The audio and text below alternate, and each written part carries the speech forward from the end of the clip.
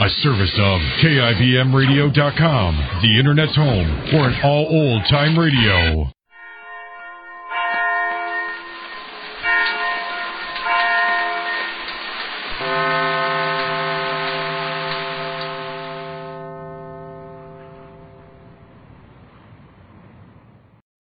Your Coca-Cola bottler presents Claudia.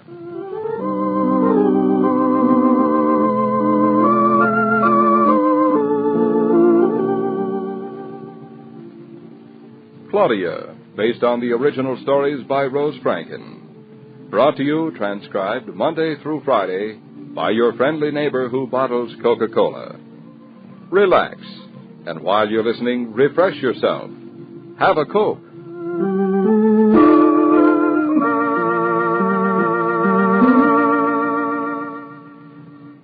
And now, Claudia.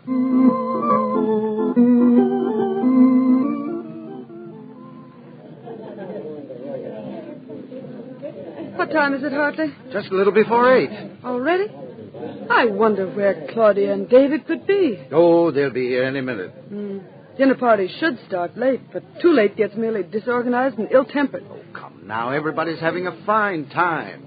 Has Victor Carrington found himself somebody to spend the evening with? He's over there in the corner with Nancy Riddle. He doesn't seem to be enjoying it too much. Really, it's very difficult entertaining somebody from out of town. Such trouble finding the right person for him. Carrington's got along perfectly well by himself all these years. He's managed to amass quite a sizable fortune. But he hasn't, as you put it, amassed himself a wife. Oh, here he comes. No, Victor. I understand that department store of yours has just about tripled in the past 2 years. Strange enough, that's the honest truth. As a matter of fact, I think it could handle several times more business if the shipping and traffic problem in Chicago could be cleared up. A good architect could really do something to simplify American commerce. A good architect? Why, Victor, do you know that Hartley's brother, David, is an architect? I hardly didn't even know you had a brother. Well, he's a good deal younger than I am. As a matter of fact, his wife, Claudia, is on your right. Oh, she's not here yet. She must be very beautiful if she can afford to arrive at one of your dinners so late. She is, in a way. And very sweet. She's probably the most naive young bride I've met in years. They don't come like her very often these days. You make it sound like a fresh spring wind. That's a fairly accurate summing up. I haven't met a fresh spring wind in years. I'm not so sure I'd know what to do with one. The answer is do nothing. Claudia is very young. So young that it makes me almost a little uncomfortable at times. My dear Julia, nothing could ever make you look the least bit uncomfortable. I see you about once in every 10 years, and you... Oh, Julia, who's that at the door now? Why, A very beautiful woman. I thought the only people who hadn't arrived yet were Claudia and David. Did you invite anybody else, my dear? Whoever she is, she's a delight. Why, I can't believe my eyes. Hartley, that is Claudia. It can't be. But it is. You're right. It is Claudia. Oh, Julia, so this is supposed to be the naive young thing. You certainly had me fooled. Why, she's a honey. And no fresh spring wind, either. Claudia, my lamb, you've come. Julia, I'm so sorry I'm late, but everything happened. And then David phoned from the office. He couldn't even get home to dress. He's coming straight from Connecticut. Never mind David. How about David's brother? Do I rate a kiss? Why, of course, Hartley. Hello. I'm sorry I'm late, but I... Perfectly all right, my sweet. It must have taken you quite a while to dress. As a matter of fact, it did. You see, this afternoon I was cooking a custard. You look stunning. And I want no explanations or apologies. You look stunning. Don't misunderstand me, my dear, but you don't always look like this. But this isn't me. Not you. Heavens, I don't go around looking like this. But the stove blew up in my face, and everything you see now is Pierre's. He had to start from the beginning. Eyebrows, eyelashes, hair. I think I look awful. Awfully dangerous. David would be furious, because a stove can be awfully dangerous. You won't tell him, will you, Julia? I promise. Maybe I ought to try cooking a custard sometime. I don't even dare sneeze. I'd come all apart. Then don't sneeze. You look much too glamorous. Do you think David will think so? Every man will think so. Julia, aren't you going to introduce me? You see? It's starting already. No, Claudia, my dear, this is Mr. Victor Carrington from Chicago. Victor, this is my brother's wife, Mrs. David Norton. This is a real pleasure, Mrs. Norton, and a most exciting surprise. Hello. I'm very glad to meet you. Your sister-in-law, Mrs. Norton, tried to describe you to me, but she didn't do you justice. I really didn't know what I was saying. Well, you see, Mrs. Norton, how would you like some of Julia's very unique canopies? Oh, I love them. Well, I shall take it upon myself to keep you well supplied. Oh, nice of you. I like the caviar ones especially, don't you? But it's a shame they're always so small. Oh, there they are, right over there. Let's go over and get some. Oh, Les. Well, Hartley, what do you make of that? The way Claudia looks. She looks very stunning. You said so yourself. That story about the stove. Why, she's clever from head to toe. I mean, her whole get-up is clever. That white dress and no jewelry, for instance. And look at that makeup. And her hair. I'm looking, my dear. Oh, here comes David now. Hi there, Julia. How are you? I'm just catching my breath. Oh, anything wrong? Oh, no, I should say not. Nothing could be righter. Glad to hear it. How are you, Hartley? Oh, I'm fine, David. Now, let me get you something. Julia, I'm sorry to be late. Is Claudia here yet? I hope you don't mind that I couldn't get home to dress. Claudia's done all the dressing for the family, it would seem. Yes, she said she'd dress. Where is she? I haven't seen her since this morning. She's right over there, surrounded by Victor Carrington, Lord Radcliffe. Now, Hartley seems to have been drawn in. Where? I don't see her. She's the girl in white, David. Oh, no, Julia, that's... Oh, yes, it is. Claudia? Holy smoke!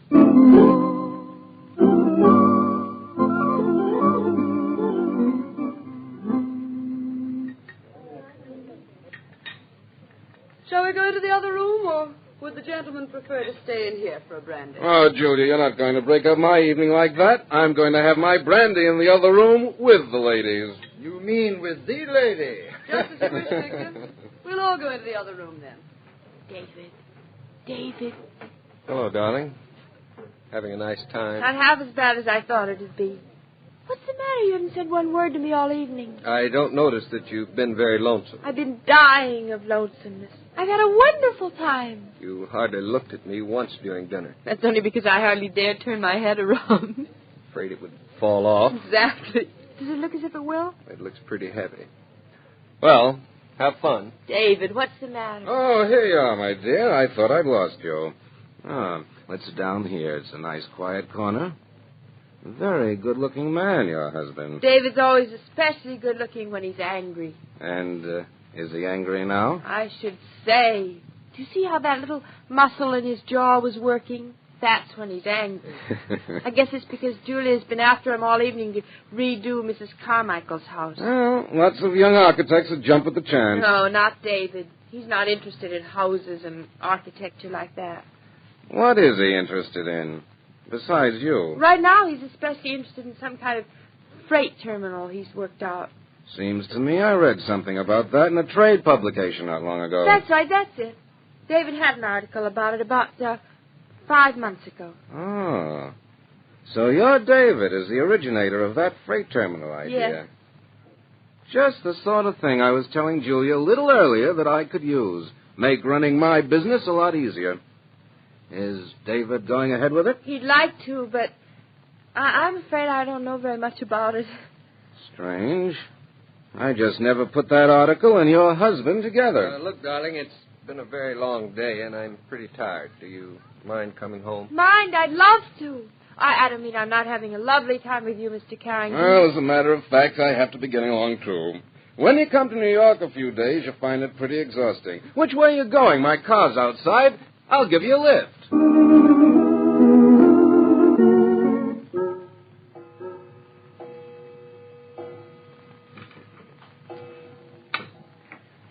Well, we're home. Aren't you going to say something? What do you want me to say? David, your jawbone is so square. Are you mad at me? No, I'm not mad at you. It's a nice party, wasn't it? I'm glad you had a good time. Didn't you have a good time? Didn't you think Mr. Carrington was nice? Entrancing. We talked about you most of the time. He must have loved that. He seemed very interested. Oh, he did he? He thought you were very handsome. Oh, he did he? But let me tell you, Carrington wasn't interested in me. He was interested in you. He didn't think I was handsome. He thought you were beautiful. You think so? and I'll knock his block off. Oh, don't be silly. Victor Carrington is just a nice, sweet man from Chicago. Yeah, I know where he's from. Everybody's heard of Victor Carrington. A nice, sweet man in my eye. Now, look here, Claudia. What's the idea of pulling that stunt tonight? Pulling what stunt? Now, don't play innocent. You mean the way I look? What in blazes do you think I mean? It's just my usual white dress. The other one I didn't wear on my honeymoon. Well, it's not your usual white face. What were you doing? Play acting? Trying to see if you could look like a big girl? I don't think I care for that remark. I did look like a big girl, though, didn't I? At least Mr. Carrington thought so. I think. You made a great hit with everybody but your husband. You had Julia positively groggy from the show you put on. For a while, you had Hartley forgetting his gallbladder. And as for Mr. Carrington, I don't think he'll ever go back to Chicago. Oh, David, did I really? Really. But I don't like it.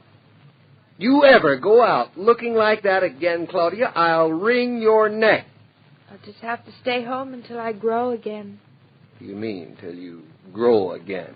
David, this isn't me. It's Pierre's. You know, Pierre Antoine. Who in blazes is Pierre? You know, the hairdresser. Well, what on earth did you go to him for? Your hair was all right, perfectly all right, just the way it was. Yes, darling, the way it was, but not the way it is. What do you mean? David, now calm down. The stove blew up this afternoon. What? You know, when I was making the custard for Bertha's sister with the sprained knee, you know? I told you about it this morning. What about the stove? It blew up, and I blew up with it. I lost my hair, my eyebrows, everything. You little fool. You 17 different kinds of confounded idiot. Why, you know, you could have killed yourself. Have you forgotten?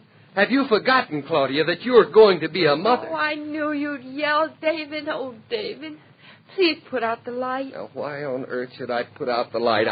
I'm not through yelling. That's why. If you'd only yell in the dark. I have a headache, and I want to take my hair off and my eyelashes off and everything that belongs to Pierre and doesn't belong to me off. Well, go ahead. Go ahead. Take them off. I look too terrible without him. You won't love me anymore. Well, no, try it and see. Very well. Here comes the eyelashes, the eyebrows, the hair. What's the matter? You're a little bald. I knew you'd feel that way when you saw me. Now you won't love me anymore. No? Is that so? Darling, here comes your lipstick off.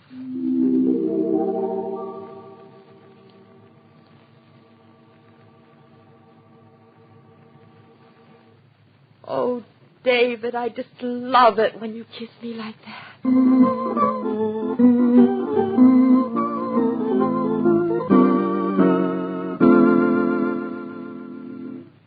These programs star Catherine Bard as Claudia and Paul Crabtree as David. And the entire production is supervised and directed by William Brown Maloney.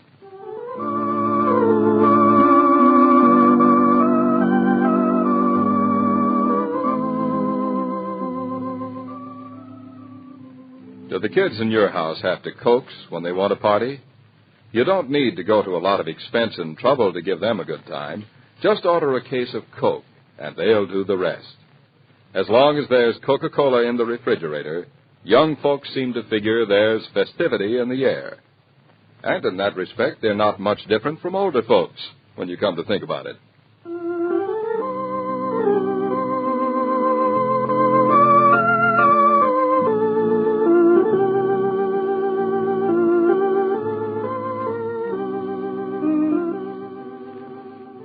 Every day, Monday through Friday, Claudia comes to you, transcribed, with the best wishes of your friendly neighbor who bottles Coca-Cola. So listen again Monday at the same time. And now this is Joe King saying au revoir. And remember, whoever you are, whatever you do, wherever you may be, when you think of refreshment, think of Coca-Cola. For ice-cold Coca-Cola makes any pause the pause that refreshes.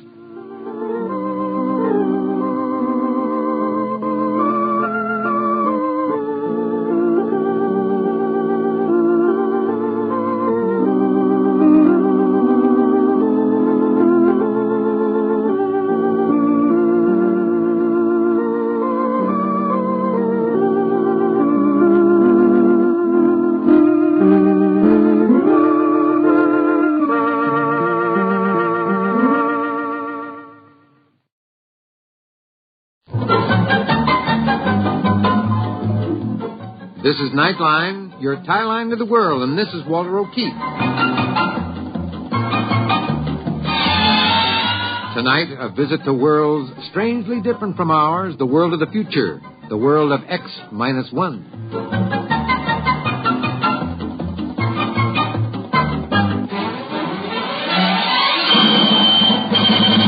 Now, here is the future, X-1. Countdown for blast-off. X-5, 4, 3, 2, X-1, fire.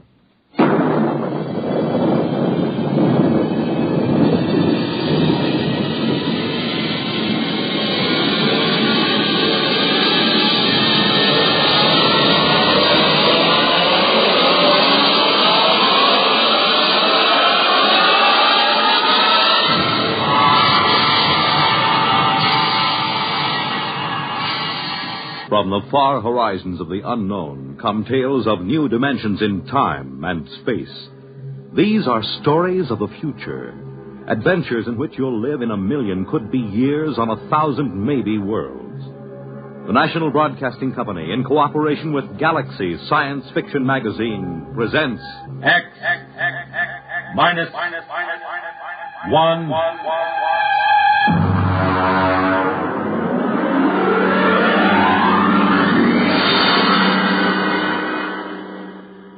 Tonight, The Coffin Cure by Alan Norse.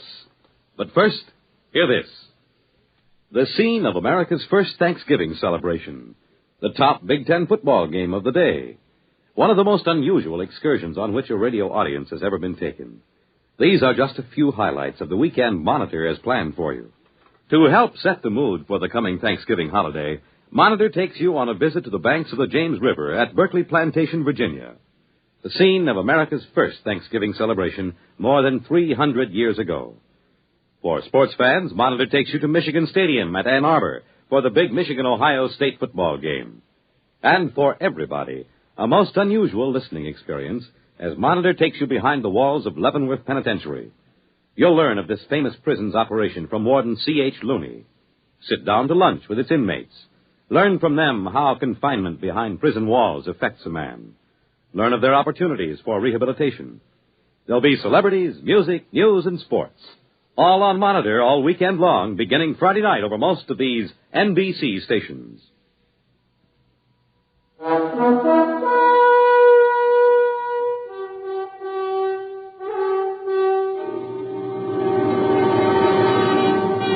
Now, X-1, and tonight's story, The Coffin Cure.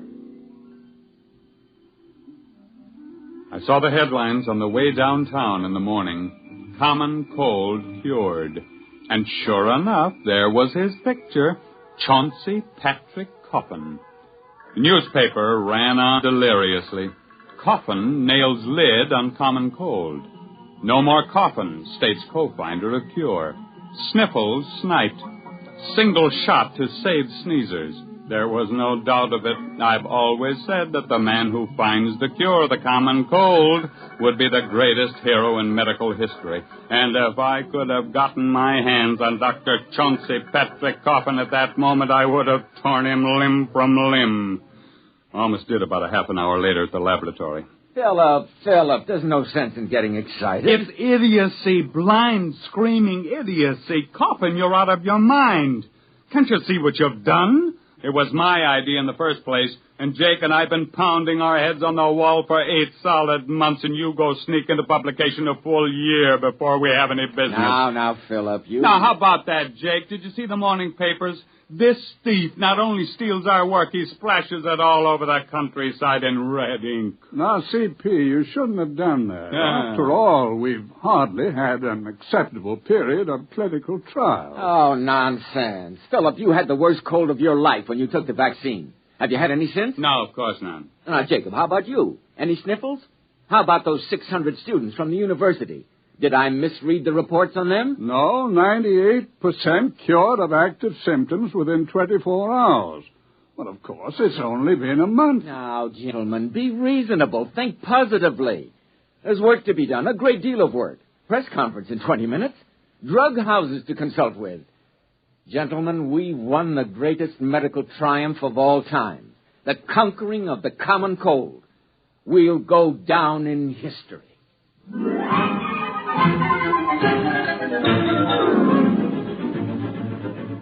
He was right on that point, at least. We did go down in history. Of course, it was the biggest story of the year.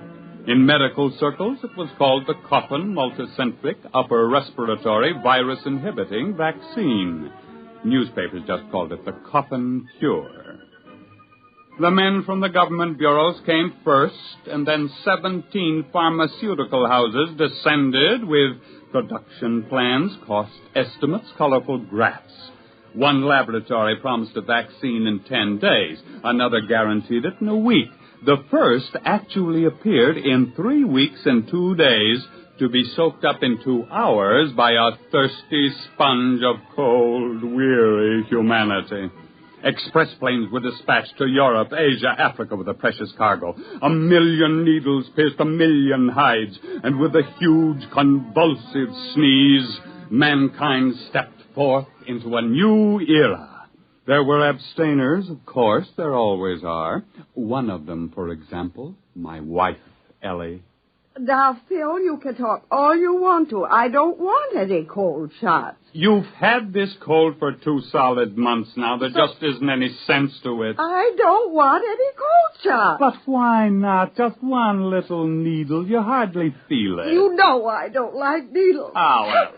Oh, why don't you leave me alone? Go take your nasty old needles and stick them in people that want them.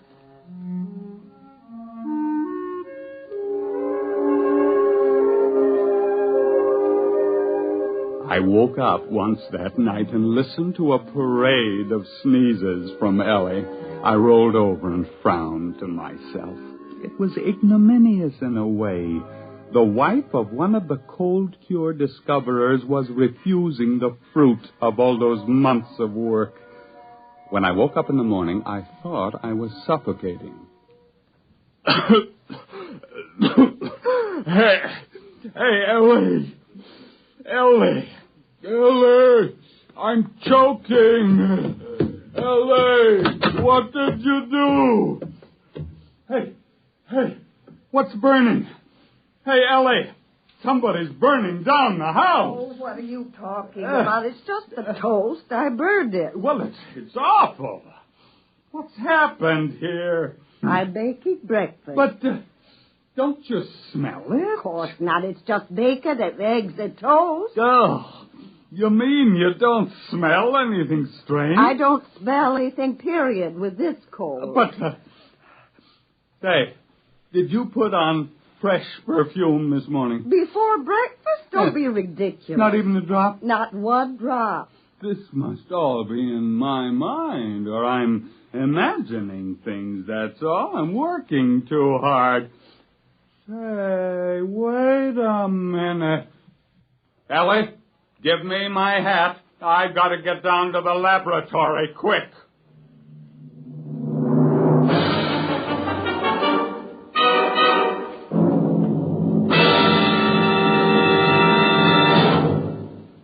You're listening to The Coffin Cure, tonight's attraction on X-1. 11 million victims, adults and children alike, beg you to break the grip of the crippler, arthritis. Advances in medical science have made possible the cure of many diseases, but further research is necessary to break this grip, to find the cause and the cure for man's oldest, most crippling disease. Let's give arthritics a chance. Help relieve their suffering now, and help find the cure that will end this terrible disease for all time. Your contributions will support a double-barreled attack on arthritis, a fight in which more research and better treatment are brought to bear on one of the great menaces to our nation's health.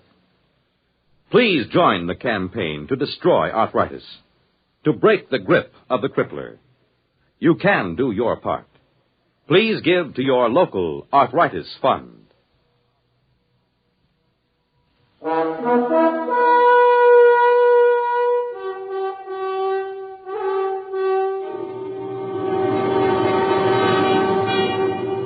Now back to X-1 and the Coffin Cure.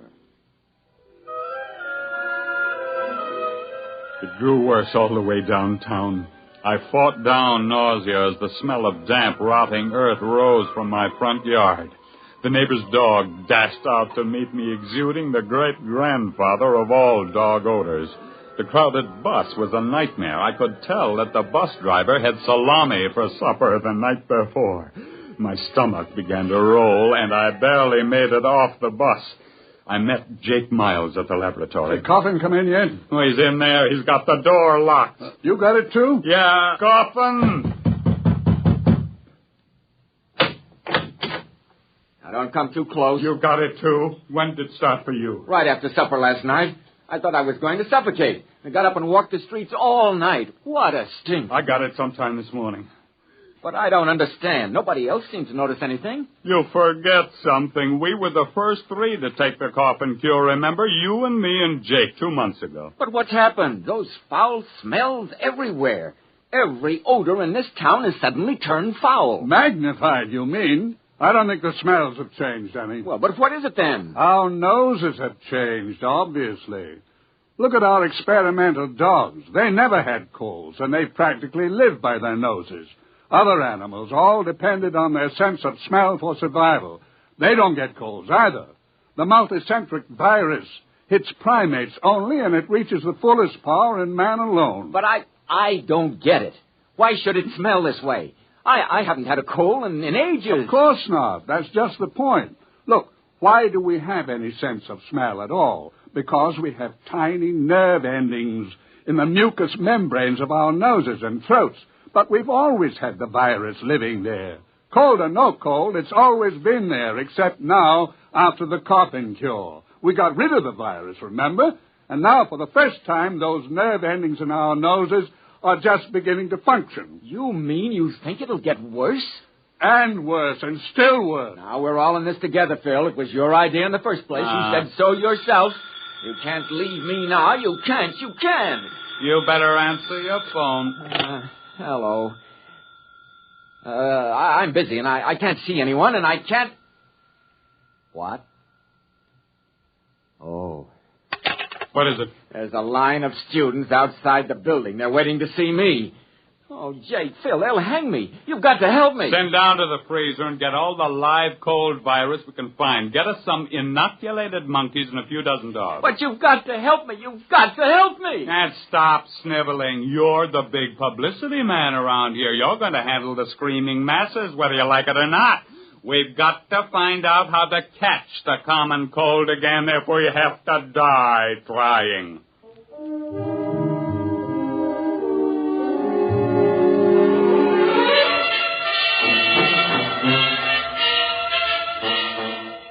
It was a futile struggle. We sprayed our throats with enough pure culture of virulent live cold virus to have condemned an ordinary man to a cold for life. We didn't develop a sniffle. We injected the virus hypodermically, intradermally, intramuscularly, intravenously. We drank it. We bathed in it, but we didn't catch a cold. We wore wet clothes and sopping shoes to work, but we never felt better in our lives. I think you should all be locked up, taking a cold shower and then going out in the snow. You don't understand, Ellie. We've got to catch a cold. Why? Suppose you don't. What's going to happen? We had 300 students march on the laboratory today. The smells were driving them crazy. They couldn't even bear to be close to their best friends. Tomorrow, we'll have them back and 300 more. And what's going to happen when 15 million people find their noses suddenly turning on them?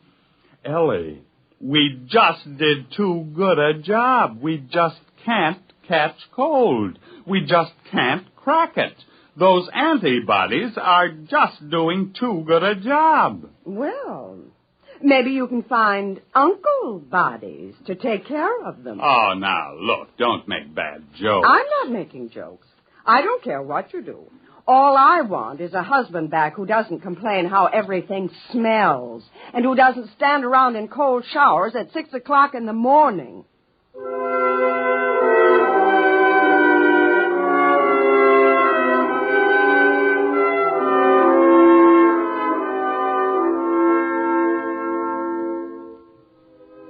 In the morning, Jake, Coffin, and I had a conference in the lab.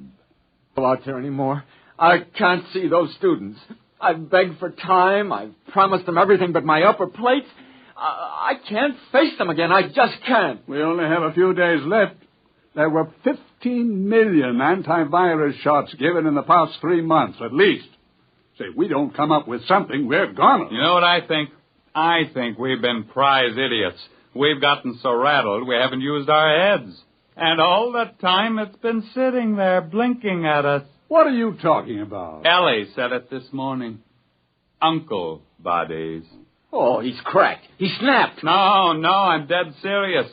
How many of those students do you think you can corral to help us? 600. They're out there in the street right now, a blood-seeking mob howling for a lynching. All right, I want them in here, and I want some monkeys. Monkeys with colds. The worse ones, the better. Say, do you have any idea what you're doing? Not in the least, except that it's never been done before, but maybe it's time we tried following our noses for a while.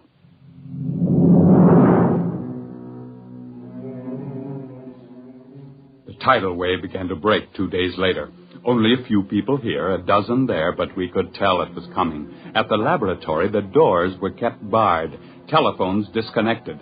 Jake rigged up some small gas masks, but it didn't do much good. But the work went on in spite of the smells, and you have no idea what a truckload of monkeys smells like, magnified 10,000 times. We had coal-ridden monkeys, sneezing, coughing, weeping, wheezing monkeys by the dozen. Culture trays bulged with tubes. Each day, 600 angry students holding their noses paraded through the lab, arms exposed. At the end of the week, half the monkeys were cured of their colds and couldn't get them back. And the other half had new colds and couldn't get rid of them. That meant we were on the right track. And then, 2 days later, Jake came into the laboratory triumphantly. Jake, what's the idea of bringing that dog in here? I've got 6 nose plugs, and they still don't do any good. But look at that puppy. Look at it. Watch him carefully. You hear? He sneezed. He's got a cold.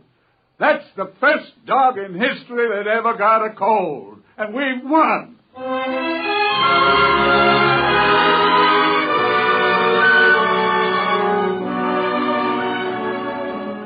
I was the first volunteer.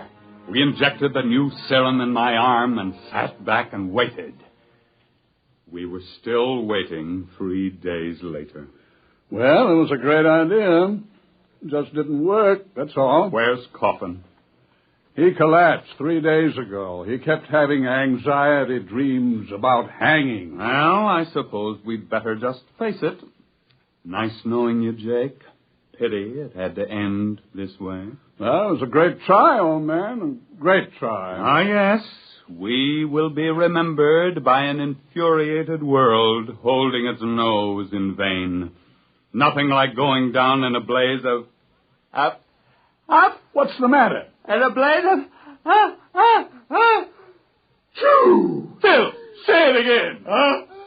Choo! Oh, what a moment. Phil, we've won. Choo!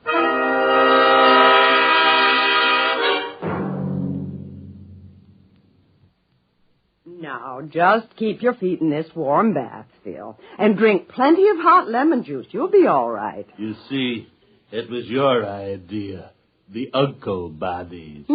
We developed an antibody against the cold virus, and then we had to develop an antibody against the antibody. Will they be able to make it fast enough? Just about fast enough for the people to get good and eager to catch cold again. There's only one little hitch. Hitch? The stuff we made does a real good job, just a little too good.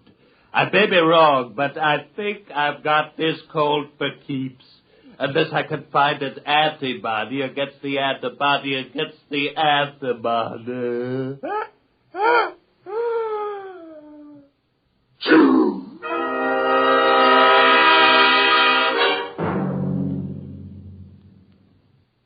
Fred Collins again, and I'll have another word about X-1 in a moment.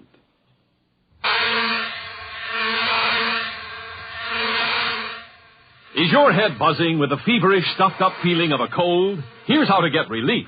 Every second someone takes it for the miseries of a cold. Bromoquinine brand cold tablets. You have just heard X-1, presented by the National Broadcasting Company in cooperation with Galaxy Science Fiction Magazine, which this month features Galley Slave by Isaac Asimov. The 3 laws of positronic robots made it impossible to kill a human, but there was a loophole: murdering a man after his death. Read it in Galaxy Magazine on your newsstand today. X-1 has brought you The Coffin Cure, a story written by Alan Norse and adapted for radio by Ernest Kenoy. Featured in our cast were Raymond Edward Johnson as Phil, Joseph Bell as Coffin, Harvey Hayes as Jacob, and Betty Kane as Ellie. Your announcer, Fred Collins. X-1 was an NBC Radio Network production.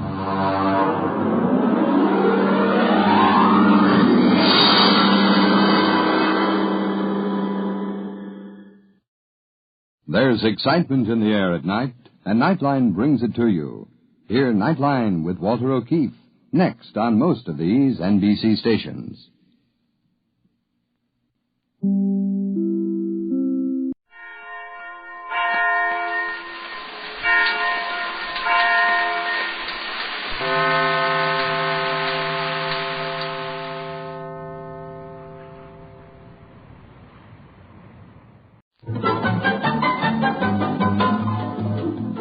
This is Nightline, your tie line to the world, and this is Walter O'Keefe. Tonight, a visit to worlds strangely different from ours, the world of the future, the world of X-1.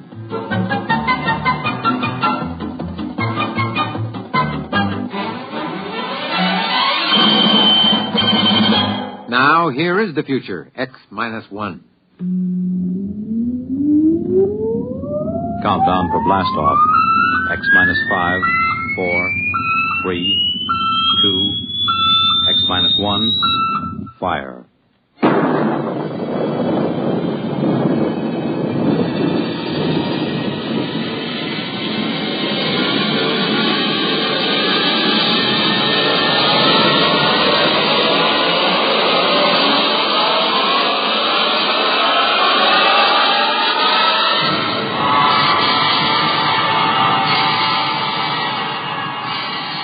From the far horizons of the unknown come tales of new dimensions in time and space. These are stories of the future, adventures in which you'll live in a million, could be years, on 1,000 maybe worlds. The National Broadcasting Company, in cooperation with Galaxy Science Fiction Magazine, presents X-1.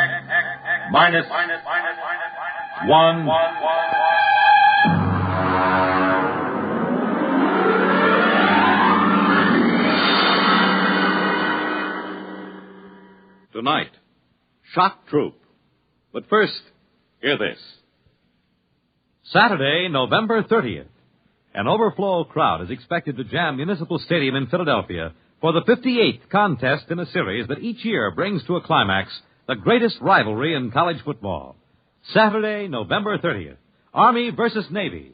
And you have a seat on the 50-yard line as Monitor brings you the gridiron. Mel Allen and Al Helfer will describe all the action, the excitement, the color of the game, as Army pits its bruising running attack against Navy's rugged defense and expert passing. You and your family won't want to miss the big Army-Navy football game, Saturday, November 30th, on Monitor. And you'll want to stay with Monitor for a weekend of sparkling and diversified entertainment. Celebrities, music, features, news, and sports. They're all on Monitor all weekend long. So start your weekend right with Monitor on Friday night and stay with Monitor all weekend long over most of these same NBC radio stations.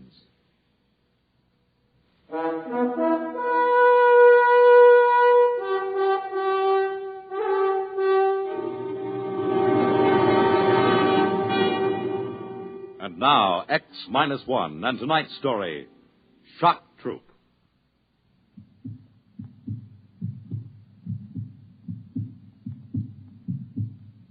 In all his 7 major campaigns, Commander Zeram Lassen had never faced anything like this. First, there was the heat, agonizing, insufferable heat. Then there were the jolts, the convulsions. But most unbearable of all was the cross pulse, the interminable, monotonous thump-thump of the cross pulse.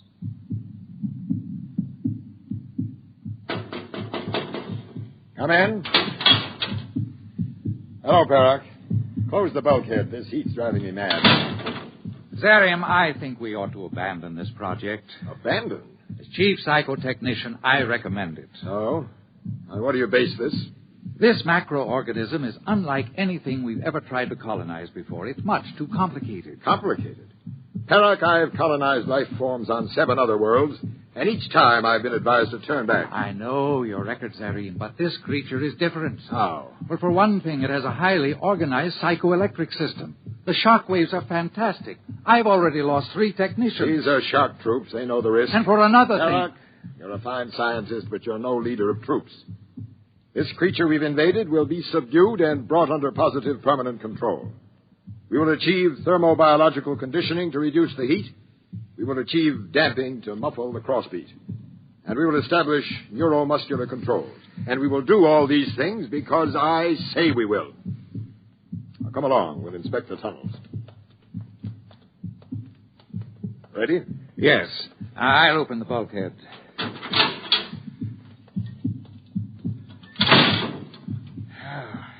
Feel that heat. Well, the thermo crews are doing everything they can to pull oxygen from the separators. Tell them to work faster.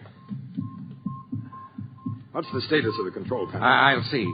Mandor. Sir? What's the status of the control panel? We've tapped into motor fibers 1 through 46, Chief. We'll be ready for the central selector hookup very soon. What about optical auditory intercept? We're still trying to tap into the subject's visual system, Commander. The screens are set up, but we haven't been able to run a line from the main circuit. Why not?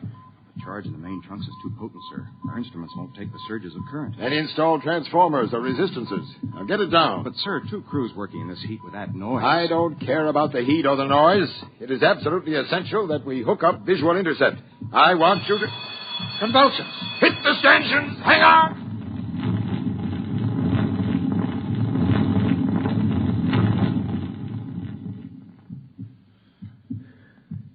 It's past. I've never seen them quite this bad. What do you suppose causes them? I don't know. I suspect they're reflex actions. Sir? What?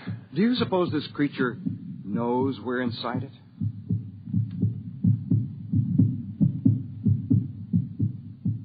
Ceaselessly, the shock troops worked inside the host creature, burrowing through capillaries, tapping into nerves, trying desperately to intercept the intelligence and sensations so they might bring it under control. Oxygen was pulled from the separators to cool the tunnels where Commander Lassen's troops worked. Yes? Sir, we phased the interior to feedback. We're ready to try for an image on the visual screen. Excellent. What about vocal auditory? Completely phased. We haven't broken the speech code yet, but all sounds are clearly audible.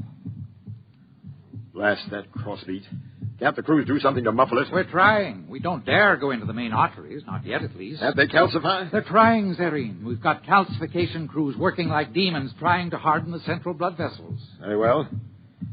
Lieutenant, is the screen ready? Yes, sir. Does the commander wish to monitor himself? Yes. These are standard controls, I assume? Yes, sir. Focus is this knob. Brightness control is at the right. Very good.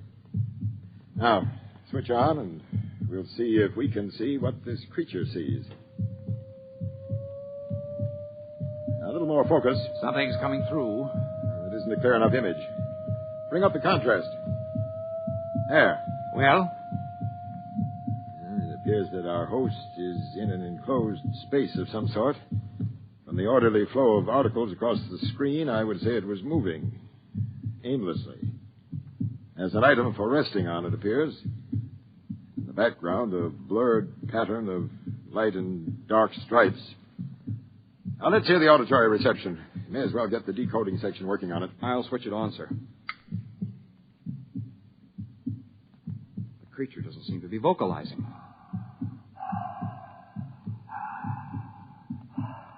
Now, what's the noise? I believe that's a respiratory sound, sir, made by the creature's oxygen plant. I'll try to eliminate it. Filter it out. Yes, sir. Doc, I tell you, I'm sick. It's vocalizing. I'm not...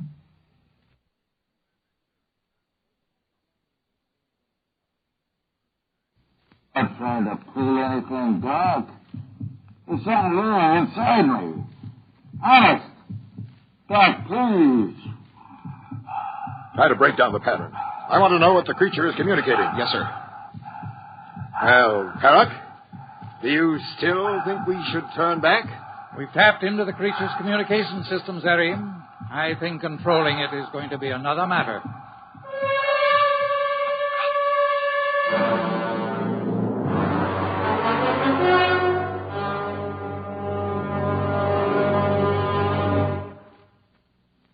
We'll return to X-1 and Shock Troop in just a moment. But first...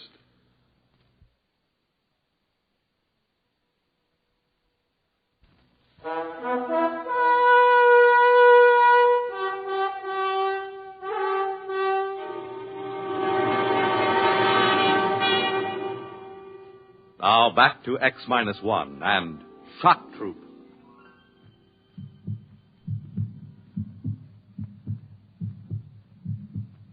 Inside the subject, the work continued hour after hour, day after day.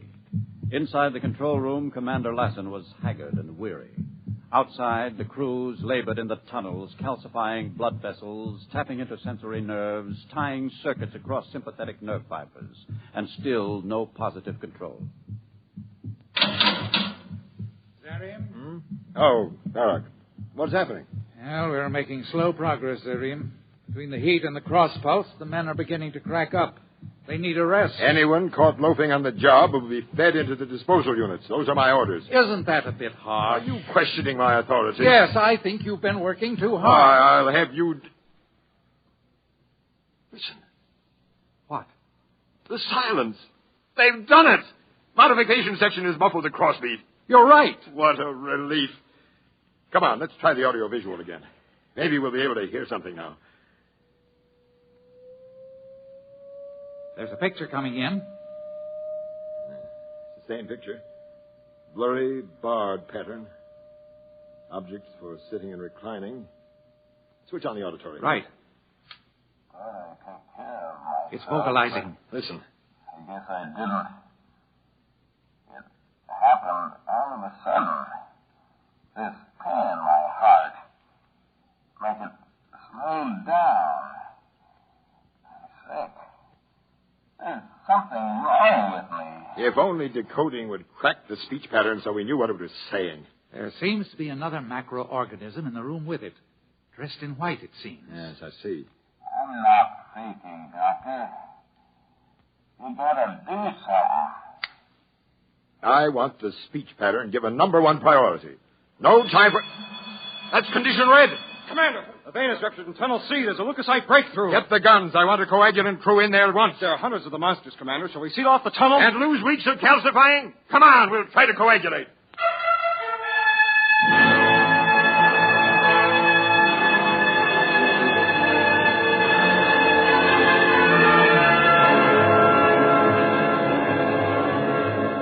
The commander joined the rush of frenzied emergency troops rushing into the corridor. Ahead, crews were lugging hand sterilizers and broad-spectrum coagulators. Inside the tunnel, the scene was bedlam. There was a break in the wall, hemorrhaging profusely. Crewmen waded knee-deep in the nauseous sea of thrombin. Red corpuscles knocked them off balance. Every so often, a sickening gray leukocyte would rear up and embrace a crewman in a grip of acid death.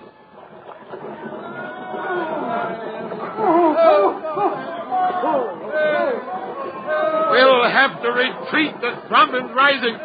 Lieutenant, give the order to fall back and seal off the tunnel. Yes, sir. Fall back. Seal the tube. Fall back.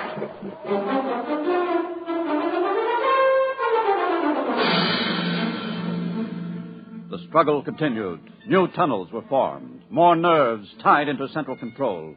Veins and arteries calcified. The heat reduced to a livable temperature.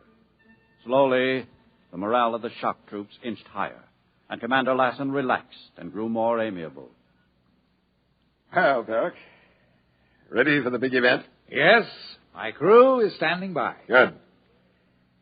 We'll try an auditory visual intercept first, and then we'll attempt to control a few responses. We've tapped into the creature's hearing circuit now so that we can hear what it hears as well as what it says. Excellent.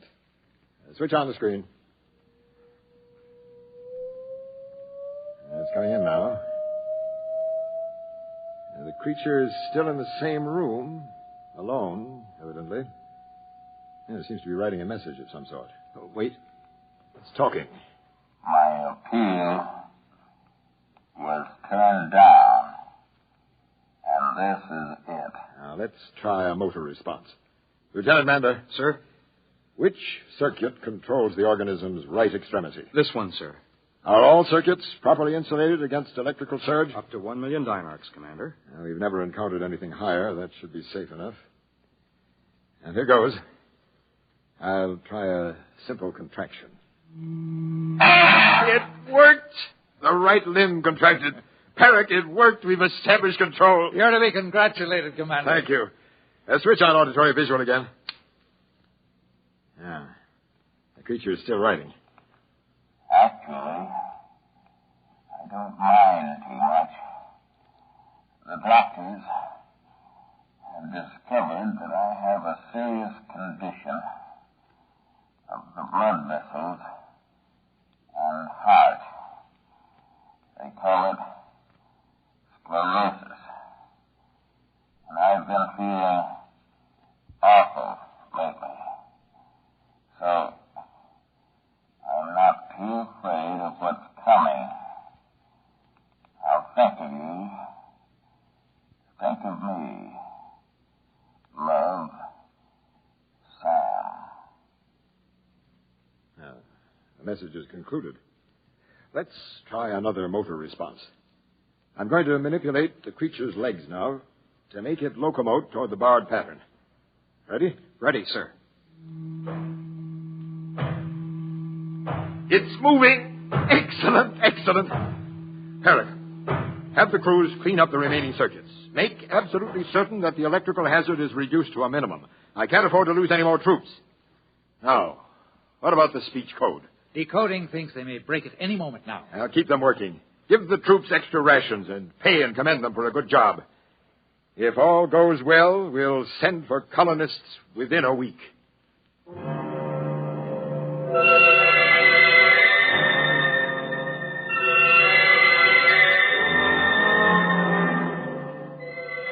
Exactly 1 week later, Commander Lassen, seated in a compartment that was now fully air-conditioned, silent, and filled with soft Galvaresian music, radioed to the Commissioner of Colonization. So everything is ready. With the exception of the speech code, we have complete primary control of all circuits. We'll expect first 10,000 colonists as soon as transport can be arranged. Lassen, I'll send that at once. Come in. What is it, Perrick? I don't know. There are changes in the intercept screens. What kind of changes? Well, for one thing, there's a temperature drop in the upper quadrant of the creature. Then it seems to be changing its surroundings. I'll come out and have a look. There, you see? There are other macro creatures in the room now. There. One of them has a black robe. Well, what's so alarming? The speech pattern of the black robe creature is unlike anything we've ever heard before. Turn on auditory intercept.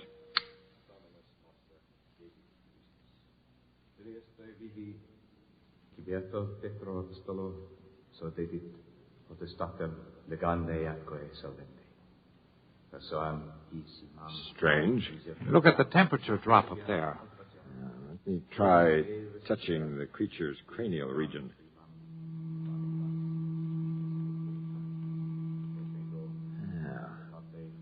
That explains the temperature drop. The massive thread-like growth has been entirely removed. Look, the black-robed one has moved away. Now another creature approaches. Our host entity is being seated. Now, bands are being placed on its wrists and legs. That's interesting. I don't like it. What are you worried about? I don't know. It frightens me. Look. Now a dome-like object is being lowered over the creature's head. A great cupola. It's cutting out the light. Turn up the auditory. I don't want to die, Warden. Not in the electric chair. I wish we knew the speech code. Well, another few days and we'll have it broken. Then, total victory will be ours. Total victory. What's happening now, Zaring? I don't know. Everything is quiet. The creature is waiting in the dark for something to happen, apparently. I wonder what.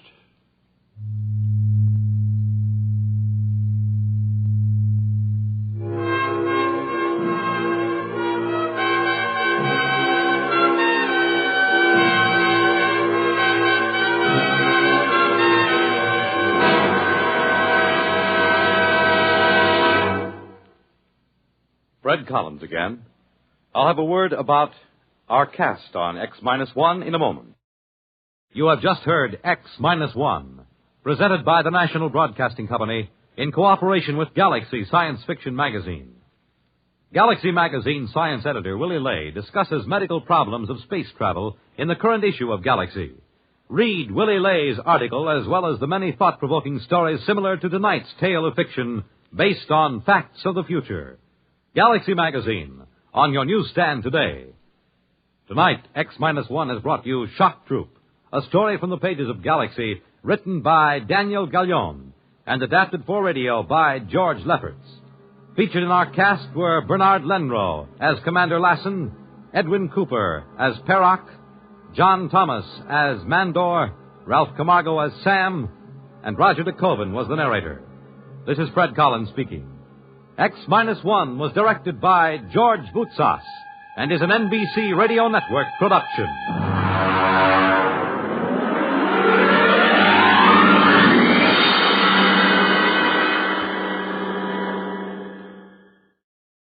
Walter O'Keefe is your guide to new worlds of nighttime entertainment on Nightline, tonight over most of these NBC radio stations.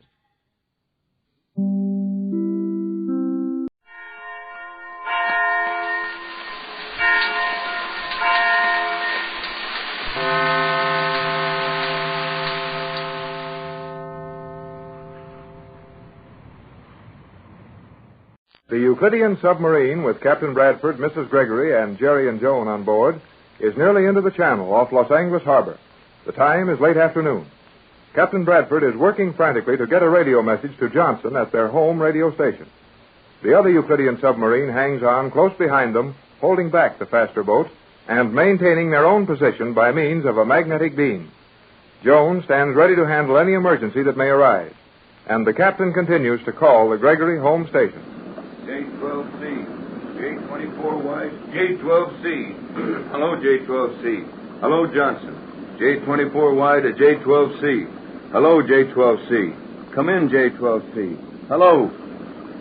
Well, that seems to be that. Oh, it doesn't look very good, does it, Tex? Not yet. We'll have to raise Johnson soon, or we'll be in the harbor and that other boat right with us. But we don't dare go in the harbor with our other boat after us. No, Jerry. We can't go into the harbor with this submarine, much less with another following. I think we may safely avoid that. How? Simply by cruising around near the harbor until you locate Johnson. It's about all we can do. Have we plenty of fuel for that, Joan? We have more than enough fuel to cruise all night at this speed. Well, it'd be better for us after dark and better for Johnson to try to rescue us. Yes, if we can raise him at all. I think you are too impatient, Captain Bradford. Joan, dear, Tex has been trying for nearly an hour and not a sound from Johnson. That is easily explained, is it not? When we last heard from Johnson, he warned us that his plans were in danger. And almost simultaneously, we heard the voice of Thales, chief electrician of Euclidia. Then, no more of Johnson. That's what I'm worrying about. What did that fellow Thales do to Johnson? Well, they sure spoiled Johnson's radio set. We know that. And it would take some time to repair or replace that radio set, would it not? But, Joan, why doesn't Johnson get to another set somewhere and start calling us again? You say you're sure Thales wouldn't hurt Johnson any. It is not reasonable to think that he would harm the one man who is the connecting link with Captain Bradford. Then, if Johnson is unharmed, as you believe, I agree with Jerry's question. Why doesn't Johnson get to another radio set and let us know what he's doing? Well, I know one answer to that. Johnson is probably sure that we were getting his message at the time Thales interrupted it. And he will figure that Thales will be watching for another call from us. It might sound reasonable from Johnson's point of view that he could do us more harm than good by calling and forcing us to answer him. I quite agree with you, Captain. Well, so do I. But I don't see where that helps us very much. Isn't there some way we could send a message to Johnson telling him something more of our situation than he can possibly guess? Boy, now would be a swell time to use those homing pigeons. Yes, wouldn't it? But old G-47 has them safely hidden away on the island. There is nothing to be gained by speculating on the impossible. Can't you try to get Johnson to answer you, Tex? I've been doing that for over an hour. Well, I mean, try to tell him in code that we'll be floating around loose in the water off San Pedro after dark tonight. That should get some kind of an answer out of him. It would also let the Euclideans know a great deal about our plans. Now listen, Joan. Just listen to me for a minute. You're scared to death of old G-47 and the rest of the Euclideans on the Magic Island. Oh, I'm not saying they can't do plenty of tricks, but we may just as well be prisoners back on the island if we've got to run around the bottom of the ocean in a submarine for the rest of our lives. And I feel very much the same way, Jerry. We took a chance when we even set out to look for that island, and we've taken many chances in escaping twice. And I can't think of anything that would make the Euclideans more angry than stealing this submarine. Well, after we've gone that far, and now that we're within an hour's run of Los Angeles, I think it's time to take one more big chance and tell Johnson to answer us. Well, you were the boss, Pat. This was your party when we started out. You believed you'd find Joan, and you were right in that. You think this is the time to press our luck? Here we go. I am heartily in accord with your wishes. I will operate the microphone and the directional beam for you, Captain. All right, I'll try Wilmington. Will you set your beam, Joan? I'm doing so now. I wish just once we could ask you to do something and you'd not find you already having it half done. On Euclidia, we are taught to think very rapidly. Well, don't forget it. It might come in mighty handy before this night's over. Captain Bradford. Yes, Joan? Before you make another attempt to contact Johnson, I should like to make a suggestion. Go to it. We will use our magnetic bombs to hold the other submarine powerless while we escape from this one. Yes, we understand that, Joan. Then it is absolutely necessary that Johnson come out to rescue us in a boat made entirely of non-metallic materials. That's right. And if he doesn't, well, he'll get magnetized along with the rest of us, and he'll be in it just as bad as we are. But, Joan, you said that the magnetic beam from the other submarine would draw the bombs to them, and that we wouldn't be affected by them. That is true. We will not be affected by magnets from the other submarine. Then where can the magnetism come from that would harm Johnson's boat? You have forgotten the plane flying over us. Golly whiskers. Oh, Tex, that plane. I sure forgot it for the minute. But we don't see the shadow on the water now. Oh, are you sure it's still following us? Positive. I don't see the shadow. The sun is now much lower. The plane is undoubtedly directly over us, but its shadow is a great distance. Probably several hundred feet ahead of us. You think the plane is still right over us? You may believe that I know that, Captain. The Euclidean plane is directly over us. But he can't see us in the water, can he? Easily. His prism reflectors will pierce a far greater depth of water than we now maintain. That's not so good. He can always drop some of those magnetic bombs and anchor any boat Johnson brings out, even a wooden one with a small motor. Precisely. But after dark, what good will his reflectors do then? Then he will depend on his magnetic compass. The beam from the submarine holding fast astern of this boat naturally ends at this boat. Even an ordinary compass in an ordinary airplane would show whether the pilot was over the end of that beam. Then that plane will be flying over us even when Johnson comes out to rescue us tonight. Afraid so, Pat. But what will he do to us? We will come to no harm if we escape the magnetism. I have explained that Violus has no place with the Euclideans. Oh, I hope you're right. Me too. Well, right or wrong, we're going to have to take a chance on it. Now, everybody keep quiet. I'll see what I can do with this radio. Ready, Joan? 3 meters. 3 meters. Ready, Captain. J24Y to J12C. J24Y to J12C. Get this, J12C. Answer at once. J12C. Answer J24Y at once. Regardless of reason for your silence. Answer at once. J24Y calling J12C. Answer at once. He may not even be hearing you. Oh, keep trying, Tex. We've got to raise him very soon, or it'll be too late. Right, Pat. Joan, we may need more than one wavelength. There's no way of knowing what sort of set, if any, Johnson has now. Will you try various bands? Change the set over after I complete each call and wait a few seconds for an answer? I will make the changes, Captain. Ready? Ready. J24Y to J12C. J24Y to J12C. Answer at once, J12C. J24Y to J12C. J24Y to J12C. Answer at once, J12C. J24Y to J12C. J24Y to J12C. Answer at once, J12C. J24Y. Go ahead. It's Johnson. Oh, Tex, it is. Silence. J24Y to J12C. Get every word of this. May not be able to repeat. Using only 3/4 of our power. Ready. Copy. Remember. The wooden vessel. When you bring formula to the fusing point. Greatest danger. Intermediate point. When you see one. Ingredient. Precipitate. Wholly black. Move fast. Limited time. That's all. No questions. J24Y to J12C. That's all. J12C, J24Y. Got your message. We'll follow instructions. We'll have formula completed when you call for it. That is all. J12C. Well, he got it. Every word of it. Did you actually send Johnson a code message then, Captain? I certainly did. A little slow about it, as I had to figure it out and jot it down as I went along, but he got it. That's more than I did. You sure think fast, Tex. I told you, Joan. Tex and Johnson are the 2 finest men in the world on extemporaneous code messages. A few months ago, I would have questioned that, as the Euclideans claim they are the finest. But now, I believe you. Well, I didn't get anything out of it. All I got was a 3/4. Careful, Pat. Joan, is it safe to talk now? Perfectly safe, Captain. I have insulated us against all possible communication. All right, then here's the message. Now, look. I told Johnson we were using only 3/4 of our power. And that means the 3rd and 4th words in the message. That's right, Pat. You're not so slow yourself. And here's the message. Now, I'll read it all. Then just the 3rd and 4th words. Remember the wooden vessel when you bring formula to the fusing point. Greatest danger, intermediate point, when you see one ingredient precipitate. Wholly black. Move fast. Limited time. Now, did you get it? Not me. You concealed it well, Captain. What is the message? Well, now watch. I'll cross out every first and second word and read what's left. Wooden vessel, bring formula, fusing point, intermediate point, C1, wholly black, limited time.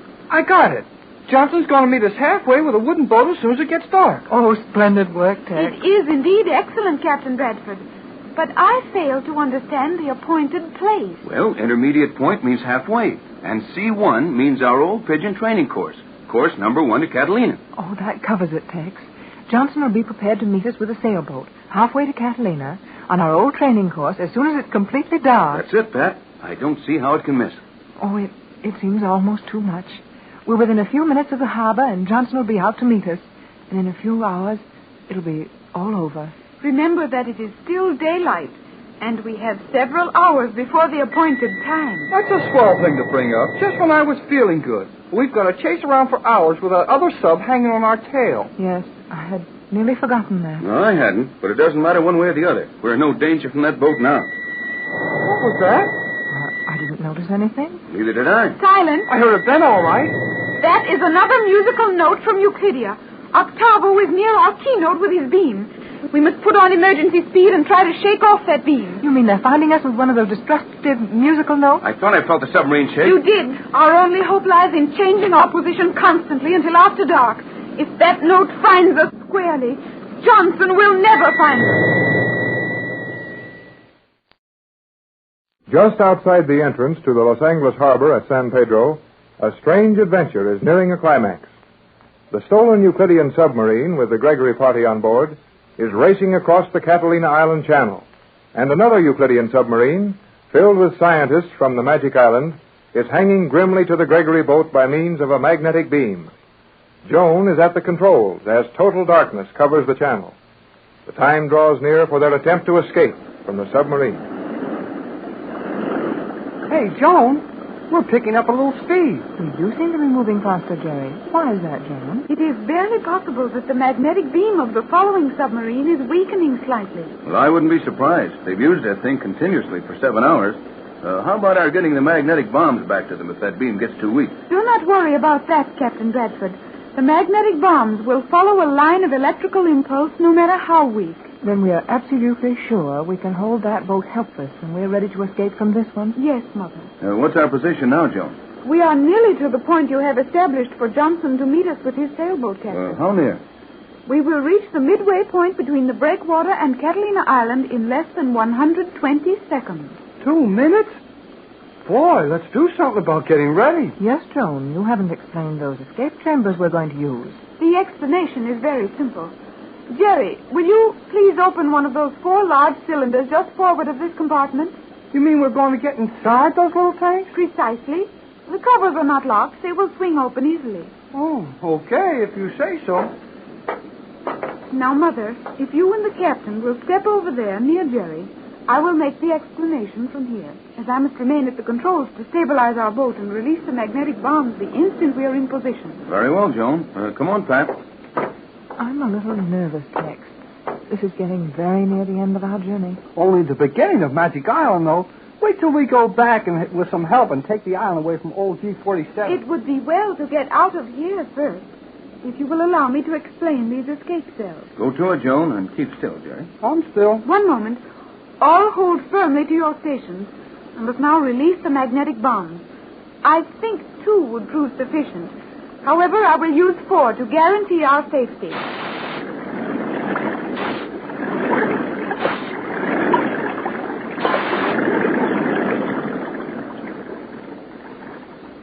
Is that all there is to it, Joan? That is all. The bombs have been released. In a few seconds, that magnetic beam will be broken. Then we can make our escape from this boat.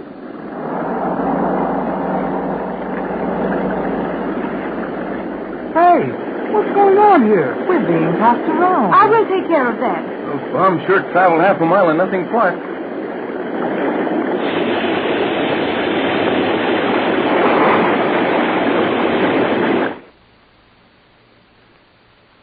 Gee, did you ever hear so much quiet so quick? You cannot hear quiet, Jerry. Maybe not, Joan, but that silence was certainly sudden. What happened, Joan, dear? The moment we were released from that magnetic beam, our submarine started to spurt forward, and not wishing to run beyond the position of our meeting with Johnson's surface boat, I used all reverse jets. We are now stationary and will remain stabilized at this point. Is Johnson due over us now? Right this minute. Well, then let's hurry and get up to him. I'd like to try being on top of the water for a while. I will now explain the escape cells. Joan, is it safe for you to leave the controls? The submarine will not move from this spot. Sure got these boats trained. I told you to open these cells, Jerry. Oh, I got excited and forgot it, I guess. You just lift these covers off, Joan? They will not lift off. Open them toward the shell of the submarine in this manner. Each of you open your own. There's mine. Mine's open. And there is mine. Now we will need to work very rapidly. No one knows how great a margin of time we may have before the Euclideans find a way to interfere. Oh, we're listening. We must all take our places in these cells at once. If you watch me enter this one, you may all duplicate the action. Place your foot here, then step up here. Raise your weight by these holes on the shell, so. And lower your body into the cylinder, as I am doing. This is the final position. Well, it's slightly more acrobatic than anything I've attempted for some time. But I think I can make it. Oh, sure you can, Mrs. Gregory. Look, it's like this. Yes, you move a little faster than I can, Jerry. And much faster than I can. Well, I'm in. Right with you, son. And I think, yes, I've made it at last. There sure isn't any room to spare in these tin cans. You will have ample room. Now, listen carefully. The procedure is this. We will ascend one at a time. You will find a small valve directly in front of your chest. With that, you may regulate the speed of your rise. Opening the valve wider accelerates the rate of speed. When you reach the surface, open the cover of the cell as it is now. And if the water is smooth enough, you may leave them open. Otherwise, keep them closed and watch through the ports for our rescuer. Suppose you go first, Joan, and show us how it's done. No, you will go first, Captain. I want you to be in a position to take charge of the rescue work with Johnson. Right, Joan. We will all close the covers of our cells. I will close mine last, so that I may open the valve flooding the submarine and opening the locks above us. You will leave first, Captain. You next, Mother. Then you, Jerry, and I will follow, after making sure the submarine is properly flooded so that it may not be easily moved from this spot. Well, here I go. Good luck, everybody. Oh, good luck, Tex. See you on top, folks. Hurry, we are losing time. Close your covers so that I may flood these locks and release us.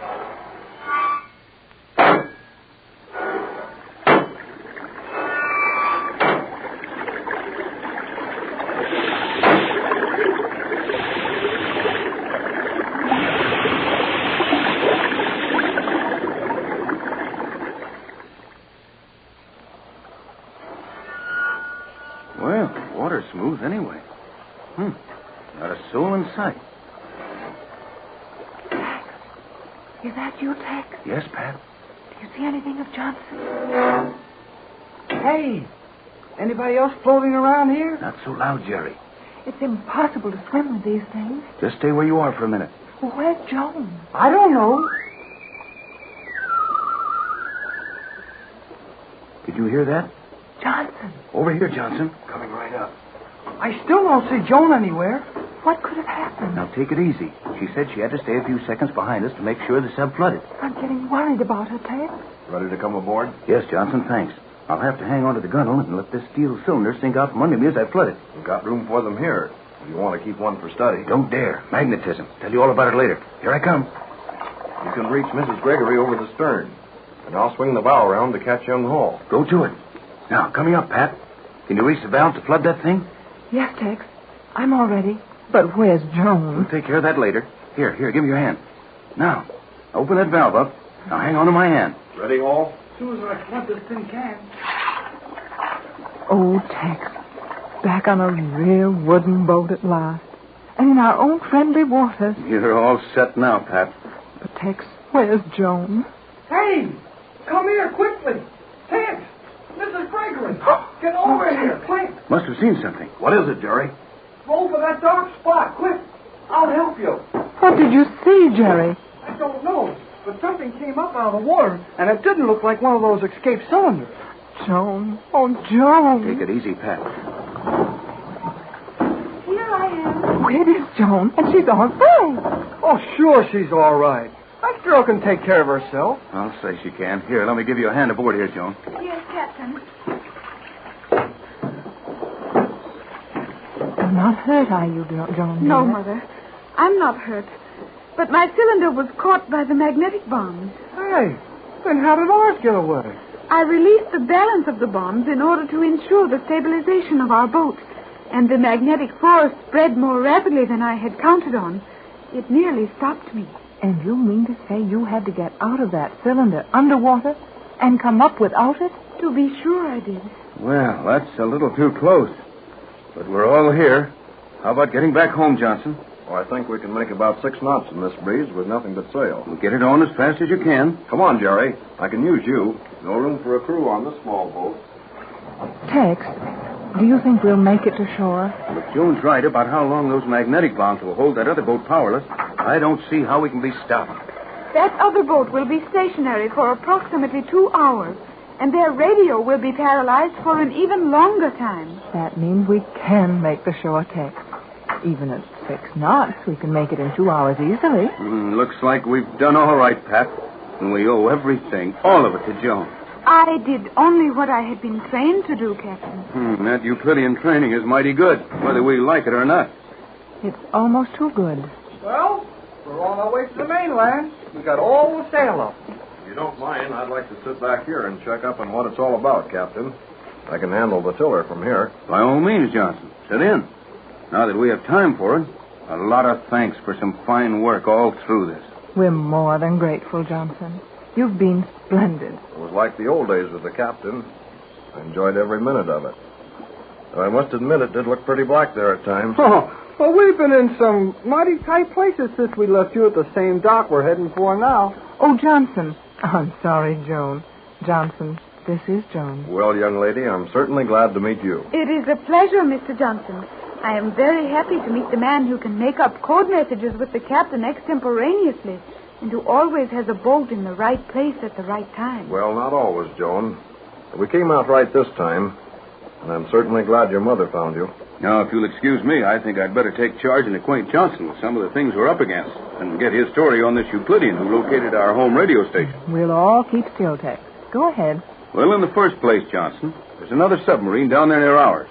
They hung on to us with a magnetic beam, and Joan paralyzed their boat with magnetic bombs. But that won't last forever. And when they get free, we can look for trouble. Not only that, but some musical genius on the island has figured out how to transmit musical notes which will wreck those boats. He nearly had us a couple of times. Hey, what's that noise? The boat is rocking badly. Feels like we're over a volcano. I know. Octavo has found a musical note. Our submarine is being attacked. Those are the compressed air tanks exploding. We didn't get out of that boat any too soon. Golly, Whiskers!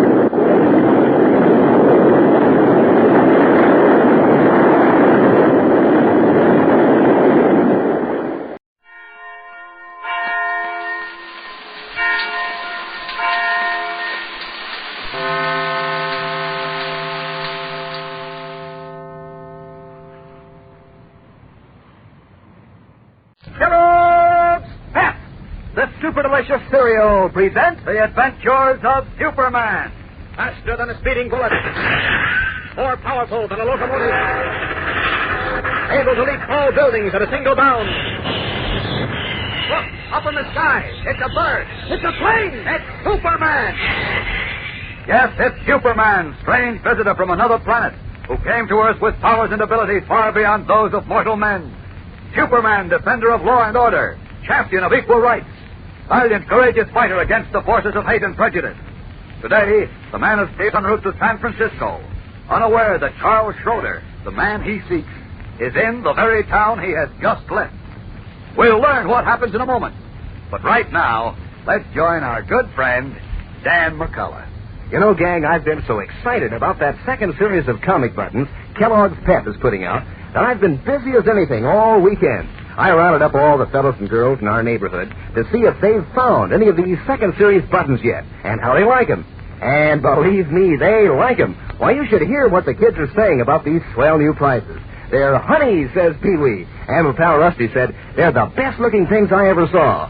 Yes, sir, everybody's mighty enthusiastic about this brand new second series of 18 different buttons. And you'll be enthusiastic, too. They're made of white enameled metal, you know, with a picture of one of your favorite funny paper characters on each one, like Maggie and Jiggs and Popeye and Superman himself. Believe me, you'll want to collect every single one of these new Pep comic buttons. You can, too. Sure, easy as pie. You don't have to send in a single penny, not even a box top. And you can't buy them anywhere. All you have to do is to ask Mom to get you plenty of that super delicious whole wheat flake cereal, Kellogg's Pep. and look for your prize inside the package. That's P-E-P, Pep, the Sunshine Cereal, made by Kellogg's of Battle Creek and Omaha. Now, the adventures of Superman. When the transport plane in which Clark Kent and Lois Lane were following Carl Schroeder and his henchman Manfred was forced down in a storm, Kent left Lois in a Midwestern hotel to recover from the shock and proceeded alone to San Francisco as Superman.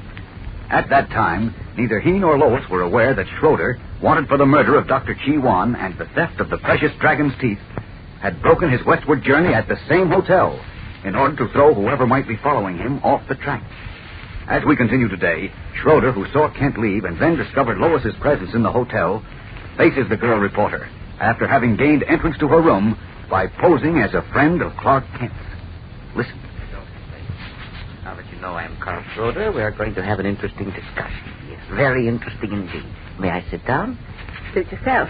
Thank you. What do you want? Nothing much. I simply want to know why you and Mr. Kent were en route to San Francisco. That's none of your business. I'm afraid I shall have to make it my business. You were following me, weren't you? And what if we were? You were following me because you think I murdered Dr. Chi Wan. Well, didn't you? I am asking the questions, Miss Lane. You and Mr. Kent think I murdered Chi Wan and stole the jade teeth. Better than that, Schroeder. We don't think. We know. I assume you have evidence? Plenty. Enough to send you to the tail. Very interesting. Very interesting indeed. Yes, that is precisely what I wanted to learn. All right. Now you know. So will you please get out of so here? Fast, Miss Lane. Stand right where you are. Don't move. It might be dangerous. Manfred. Yes? Come in here. What is it, Carl? Come in and close the door. Manfred, this is Miss Lois Lane, a reporter for the Metropolis Daily Planet. I am honored to make your acquaintance, Miss Lane. Sorry, I can't say the same. Miss Lane has just told me, Manfred, that she has enough evidence to send me to the chair for the murder of Dr. Chi Wan. What do you think of that? It reminds me of an old Chinese proverb which says, "He who bears witness walks in the shadow of death." You hear that, Miss Lane? Yes, but... Keeping Manfred's Chinese proverb in mind, I suggest you tell us just what evidence you have. No, I can't. What do you mean you can't? Well, because I really haven't any evidence. I was lying. Why? Because you startled me. I wanted you to leave. I thought if I told you we had incriminating evidence against you, why, you would leave. And... Now you are lying, Miss Lane. No, that's the truth. Then why were you and Mr. Kent following me? Must have been more than just suspicious. No, we You what? We weren't even following you. We were on our way to the coast to cover a story, a convention. Don't believe her, Schroeder. It's a lie. Of course it is. No, it's the truth. Don't waste your breath, Miss Lane. You do not lie convincingly. Tell me the truth. I tell you... Shall I try persuasive methods, Carl? No, we haven't time. We must get to the coast. But what about her? We can't just leave her. Of course not. Miss Lane will come with us. Oh, no, I won't. I say you will. Now, here's my plan. You, Manfred, go out and find for Miss Lane a heavy black widow's veil. Yes. Must have it to get her safely out of here. You understand? I understand. Good. Now, you think I'm going to walk out of here with you? You will do as I say, or I'd rather not discuss the other alternative. You wouldn't dare lay a finger on me. Don't be so sure, Miss Lane. And Manfred, while you're out getting the veil, send a wire to Mr. Clark Kent. But where? How do we know where he will be? Use your head, Manfred, as I'm certain Kent does. I assume he suspects that since we are in possession of the 10 jade teeth, we will book passage for China to find the rare herbs which hold the secret of everlasting life. Since there is now only one line operating between America and the Orient, the Eastern Star Line, that is where he will go. And that is where you are to address the telegram. You are very clever, Schroeder. Too clever. Thank you both. Wire Kent, Manfred, in the name of Lois Lane, to return at once to Metropolis. Make it important. That, you see, will get him out of our way until we are safely en route to China. Just 9 o'clock. The next westbound train is scheduled to leave here at 9:35.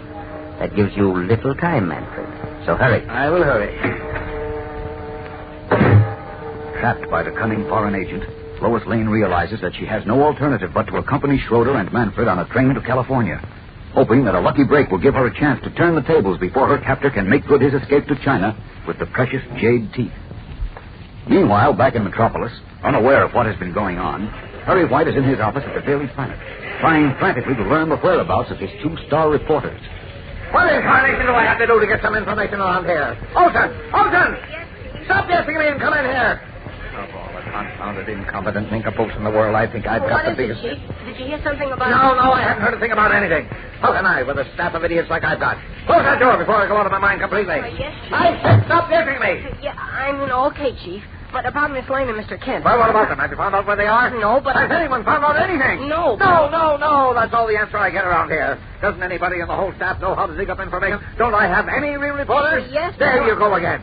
Why haven't you checked the airline since we learned about their plane being forced down? Why doesn't someone fly? I just talked with the airline. Oh, you did? Well. They said that when the plane was forced down, all the passengers were transferred to the Capitol Hotel in Briarville. Good.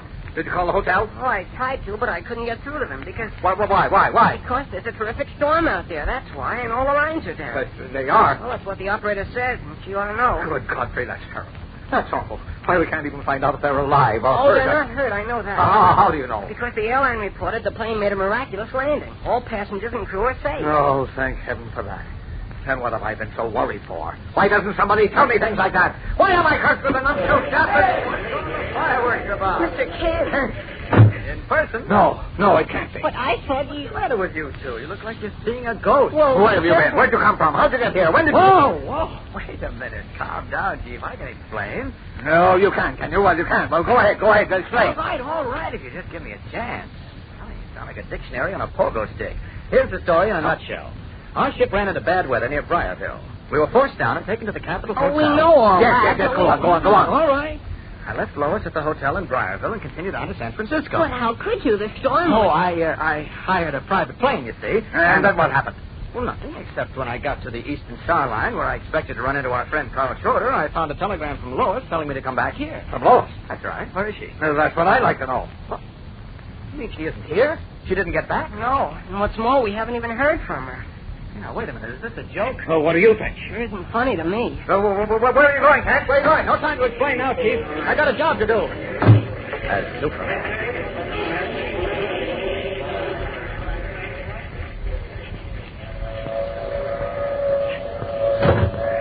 Your ring to the porter, miss? Yes. Come in, please. What's our next stop, Porter? Greenville, miss.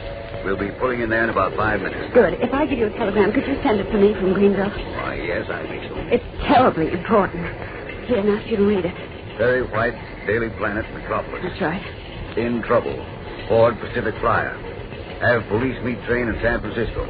Lois. That's right. Trouble, miss? Something I can do to help? I'm afraid not, but just please see that this wire gets off.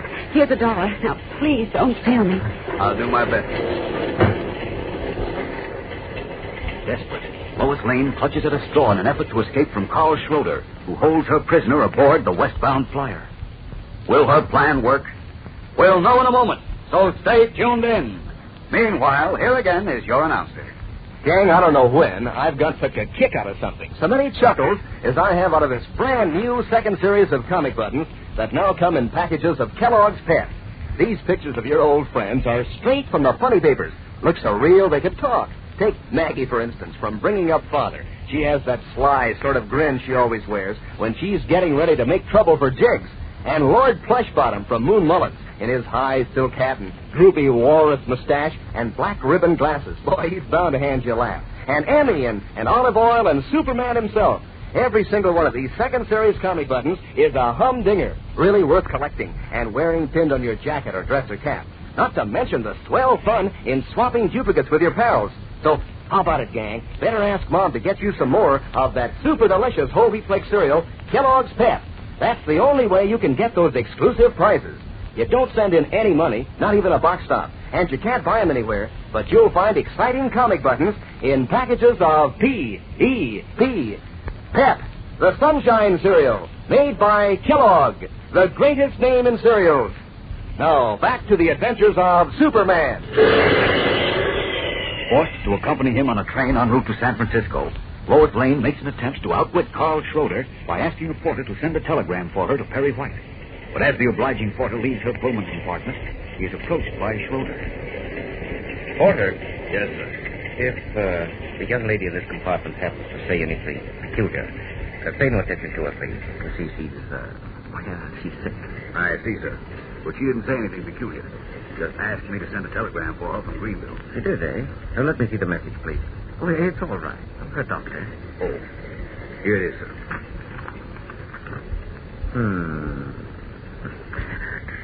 Don't bother about this, Porter. Just forget it. I'll take care of everything. Yes. Thank you.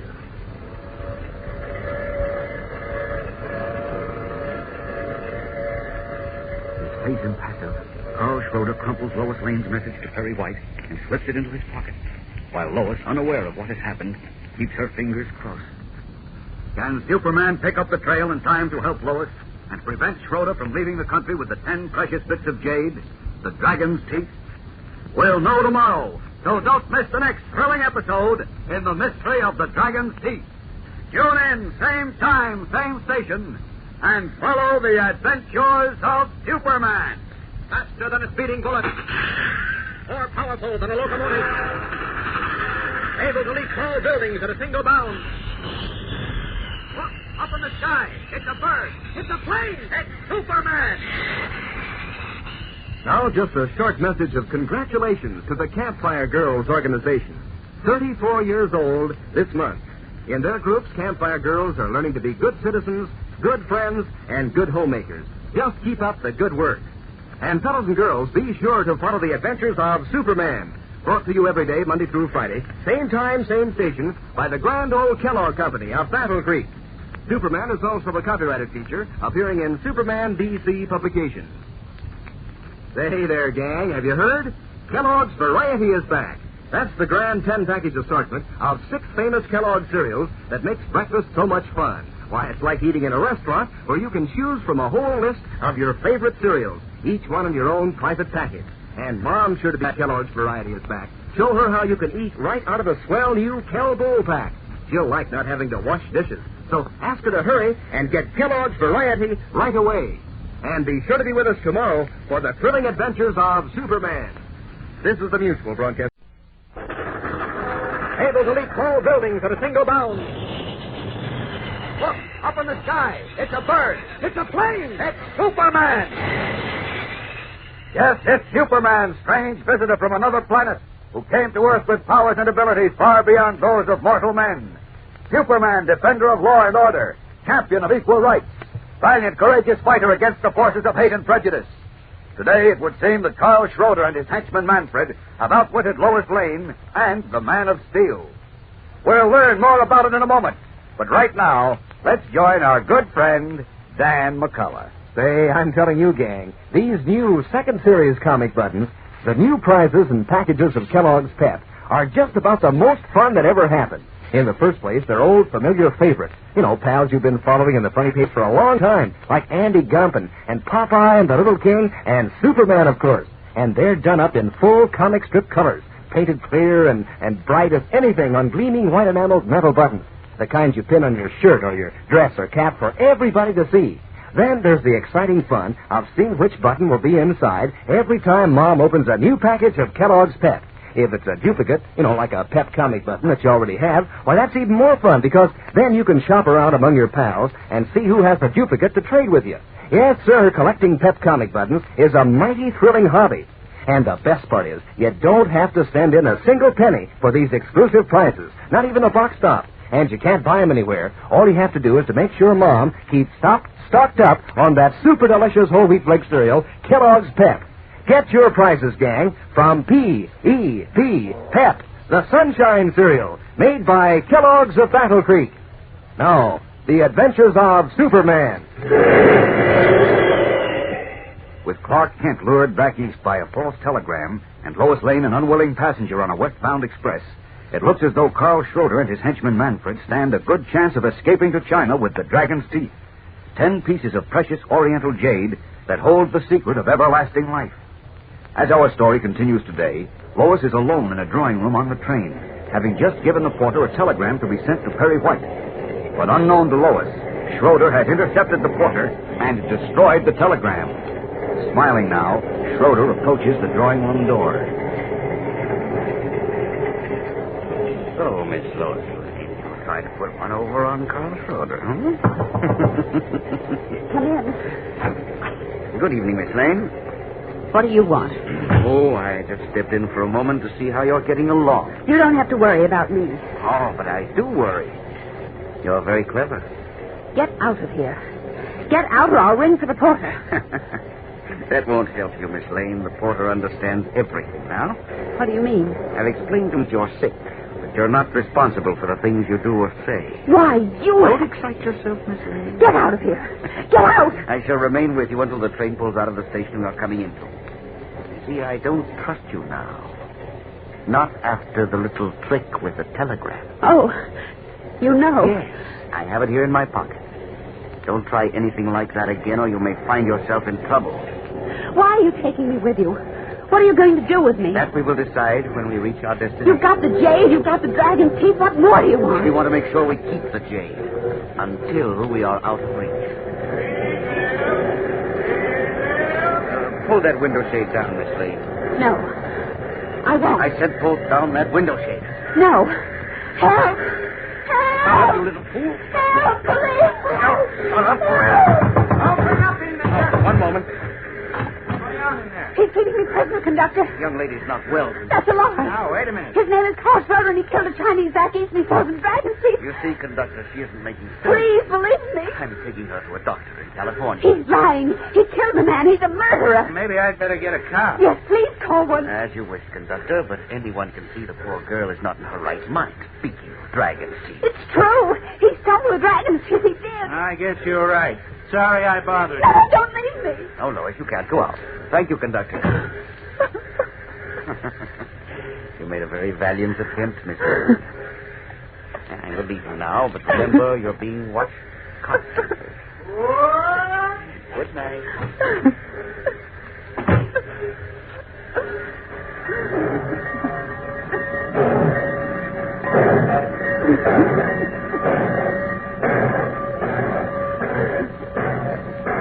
Realizing now that she had been cut off from all contact with the outside world, and is a virtual prisoner aboard the westbound train, Lois breaks down.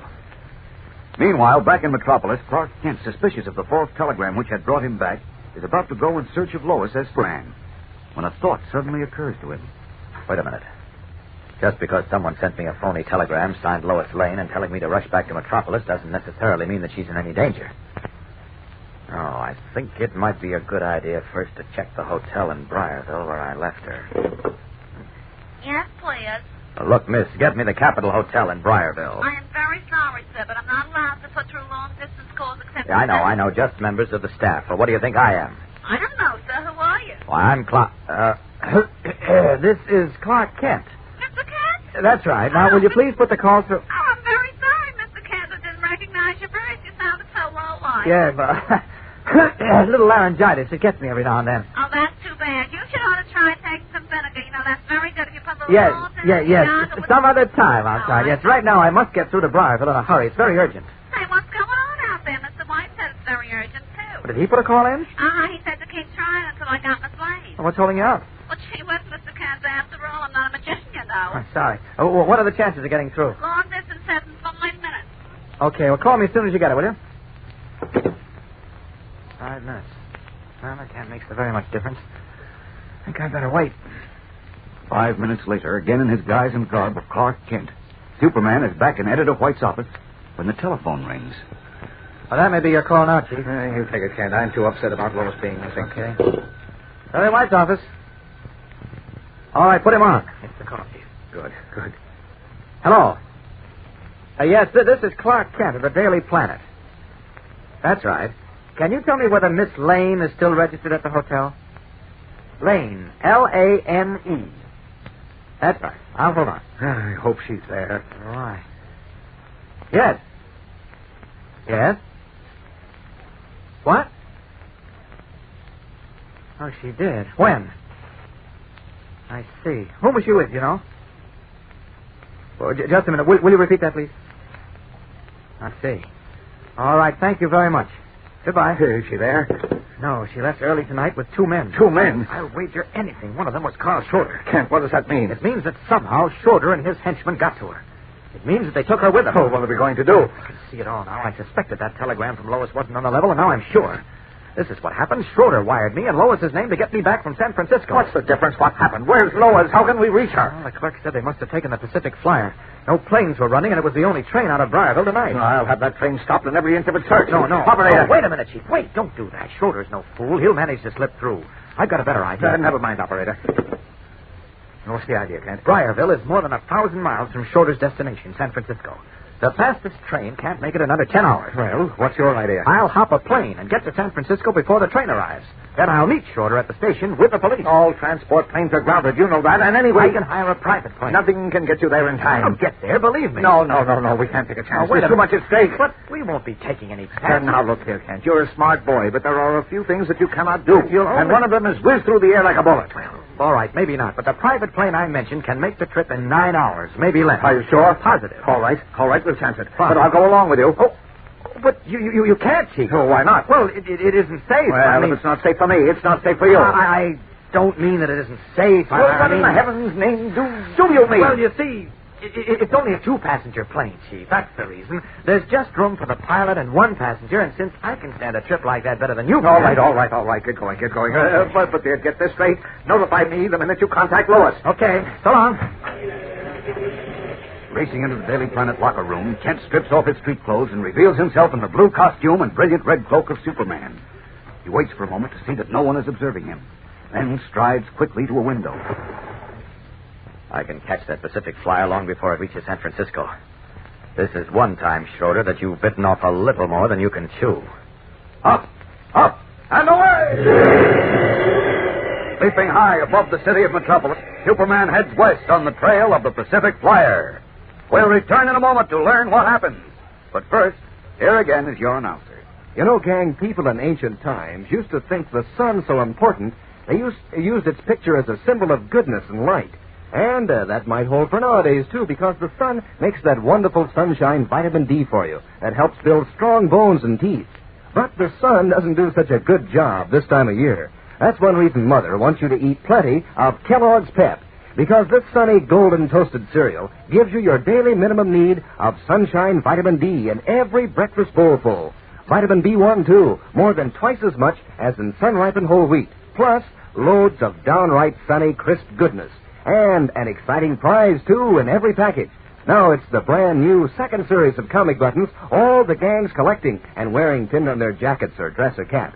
These pictures of your favorite comic strip characters are done up in bright red and blue, yellow and black. Mighty classy looking, so get busy on your collection. Just remind Mom to get plenty of Kellogg's Pep. You don't have to send in any money, not even a box top, and you can't buy them anywhere. But there's a comic button for you in every package of P.E.P. Pep, the Sunshine Cereal, made by Kellogg, the greatest name in cereals. Now, back to the adventures of Superman.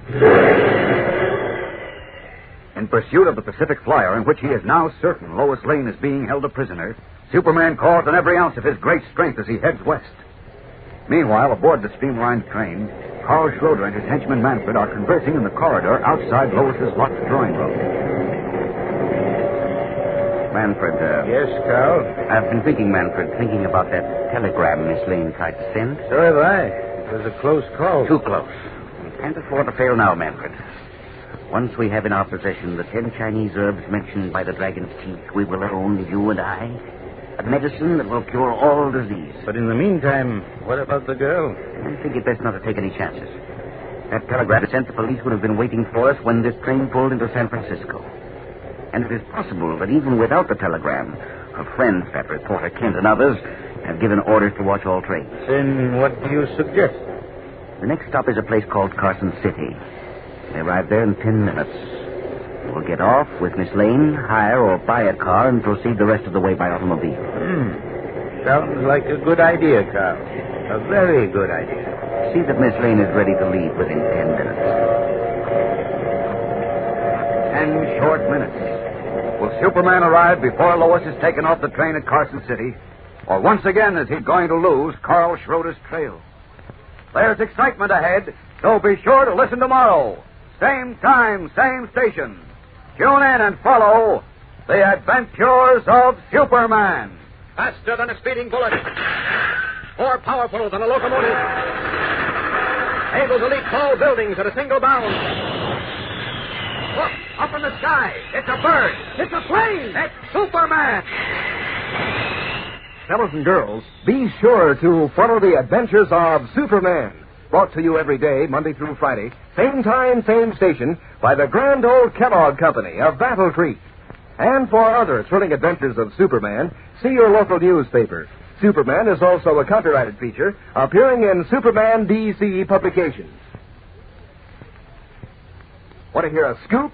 A big scoop of Kellogg news? Well, listen to this. Kellogg's Variety is back. Yes, Kellogg's have scooped 6 of their most famous cereals into this grand variety carton. One carton containing 10 separate generous-sized packages. So now it's easier for Mom. She just gets Kellogg's Variety, and everybody at the breakfast table can eat his favorite cereal fresh from its own box. Makes breakfast more fun than a picnic. Ask Mom right away to get Kellogg's Variety. It's swell, no fooling. And be sure to be with us tomorrow for the thrilling adventures of Superman. This is the Mutual Broadcasting System.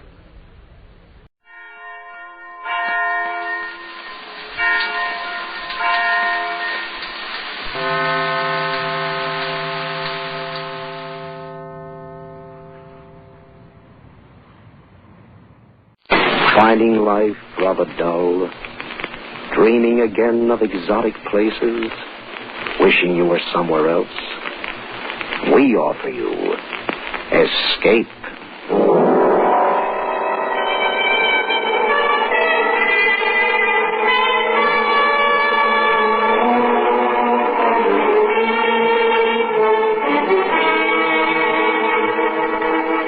Escape with us now to the Western Pacific and the story of a man trapped by the terror of another man's insane dream, as Millard Kaufman tells it in his exciting story, The Island.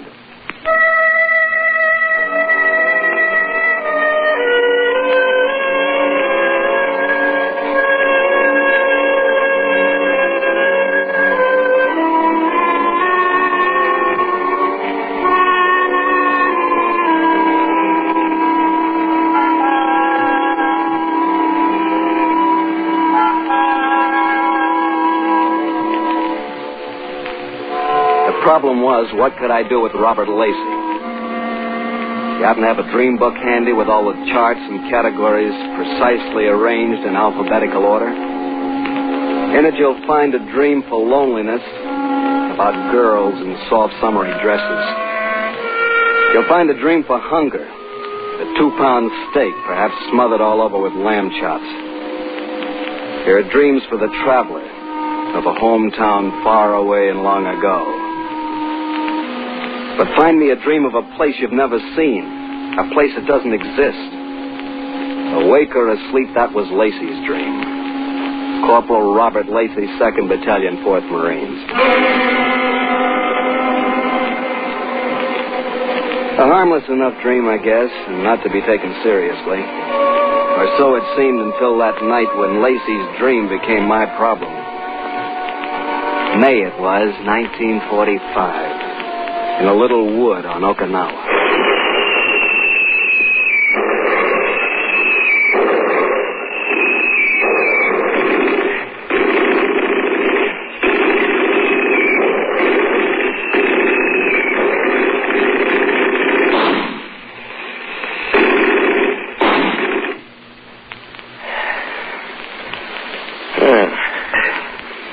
Okay, Deborah, I guess we're safe. Where are we, anyhow? Oh, a couple of 3 miles behind the Jap lines. So how safe is that? You worry too much, pal. Even for a guy on his first patrol. I've been thinking of it as my last. Relax like me. You'll live forever. Whoa. What's that? Yeah, it's nothing. Just a screaming Mimi. I'm a pushover for that Schrecklichkeit stuff. Schrecklichkeit? Well, what kind of jive's that? Means terror. Frightfulness. The Germans got a whole arsenal of terror weapons. Yeah, well, the Japs got a few of themselves. Hey, what do you say we sack in, huh? Here? That's as good as the next place. What a lash-up. 3 miles behind Jap lines. Got no more chance getting back tonight than crawling through the hole in a lifesaver. Get knocked off if we try. You take the first watch. I'm going to sack in. You going to sleep? Oh, my. Oh, maybe I'll just sit down here and do a little dreaming for a while. You're sure picking a fine time for it. Did I ever tell you about my island? Yeah, you told me. Well, there's this island, see? You must have told me 50, 60 times in the past month. Well, I'm going to tell you again. This island, it's a sort of a special place. There's no rain, no jungle rot, no war. Just a quiet, cozy spot where a man can lay down under a banyan tree and live off the fat of the land. There is no such place. On this island, a man would never go hungry. All you got to do is fish a little bit with the natives, and they'll all be big men, and they'll be friendly, not like the nips. And all the women will be beautiful. You read too many comic books. Yeah, that's where I'm fixing to go as soon as I find it. Never gonna go back stateside. Just gonna lay down under that little old banyan tree. I let him rave on. What else could I do? Argue with him? Maybe fish a little? There I was, 3 miles deep in enemy lines with a strange-o. There. His eyes narrowed in a 1,000-yard stare. His rush of words like a nervous twitch. He raved on about a place that don't exist. Big men and beautiful women. Real pretty. Different, you know? Like nothing you ever saw. I found myself listening sort of hypnotized. And I learned something about Corporal Lacey and what combat weariness means. They're different. He'd foraged too long among the rotten, bomb-scarred pebbles of the Pacific. Men all got He'd seen too much death, too many crack-ups. He himself was half-cracked and slightly dead, barely held together by the taut and twisted wires of his dream. So what could I do? Argue with him? I'm going to eat roast wild pig and pineapple and bat the breeze with the people. And there's going to be cattle on the island, too. I'm going to find me a beautiful girl and the bird. Yeah, I'm listening. Look, the bird. Out there. Coming toward us. No, over there. About 2 o'clock, you see it? Bunch of them. No, not a bunch, just 4. 3 men and a woman. They're heading right for us. Hey, put down that rifle. What's the matter? You flip or something? They're not Japs. Men are too big. It's funny, though. Woman with him. Maybe his eyes were better than mine, but how could I trust that brain of his, all festered with dreaming? I tell you, they're not Japs. That woman is beautiful. If I had only listened to Lacey then, if I had only known. But Japs or no Japs, I was taking no chances. I raised my rifle and... Knock it off, you jerk. You hit the woman. Lacey, where are you going? I'm going to see if she's hurt bad. Now, come on. Don't go, Lacey. You know the Japs. It might be a trick. Don't worry about me. Will you let go of my arm? Get yourself killed. Not me, DeBory. I'll live to spit in your grave. Now, let go of me. Okay, I hope you know what you're doing. I just don't want to get involved in your cockamamie dreams. Dreams? It's no dream, DeBory. You'll find out.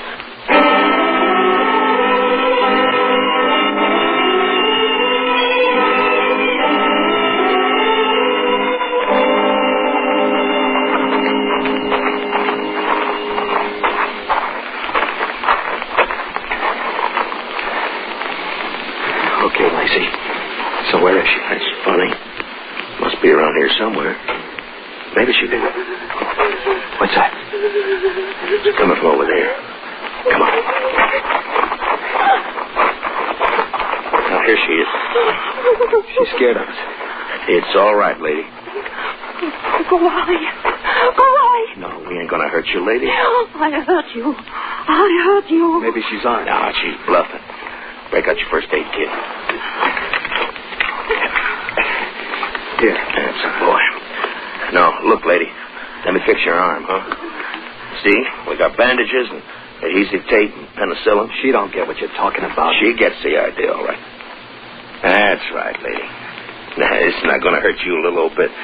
There. And we put it around there. You just got nicked a little, that's all. Just a flesh wound. She trusts you? Yeah. She trusts me more than you do. Didn't I tell you she was beautiful? You told me a lot of things. How about the men she was with, the big men? She was with them and they weren't Japs. Not Japs in a pig's eye, not Japs. No, they're not Japs. Yeah, there, you see? And what were they? They were, how you say, my people. Well, who are you? What are you? What's your name? Name Taki. I know can't say in English, but please go away. Please, you go away fast. I know you scared her again. No, it's going to be all right, Taki. Everything's going to be all right. You just come on with us. No, I go home. Must go home. So go home. Scram. Lose yourself. Oh, no, you don't. Let her alone. Lisa, you keep out of this. And let her go. Let her get back to her rice paddies. You still don't catch Deborah. She ain't from Okinawa. She's from that island I was telling you about. Look, Lacey, I don't care if she's from Mars. I'm not from Mars. No kid. Also, I'm not from Okinawa. What? I'm from Yagachi Shima. Shima. There, you see? Shima means an island. Yes, island. Then what are you doing here? I do not know. The Japanese brought us in canoe. She's crazier than you are. Whoever hit Shut up. Taki, where is your island? Where is Yagachi? In east, in China Sea. Yeah? A half day from Okinawa by canoe. Canoe. What's it like, Taki? What's your island like? Never mind the island. Let's find a canoe. Don't you see, Lacey? With the canoe, we can get back to our lines by water. Yeah, maybe you got something there. Taki, can you find the canoe? I think I can. Then let's go.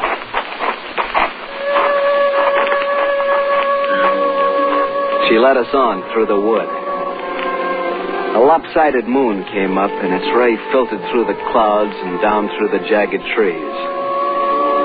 In the moonlight, she was like one of those porcelain figurines.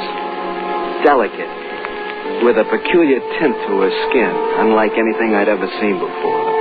The shade of waxed ivory, ancient ivory. Her hair was long and black and drawn tight over her head. She was straight and slim, and she walked with dignity. She was beautiful. As beautiful as a dream. Lacey's dream. But dreams don't come true, not like this. Yet here she was, just the way he described her. And the three men in the island. I couldn't figure it out. And just then I hadn't the time because... Lacey, listen to that. What? Yeah. Well, come on. Taki led us down the slope to the water. There were canoes. And leaning against the prow were two sentries. They were safe, they thought.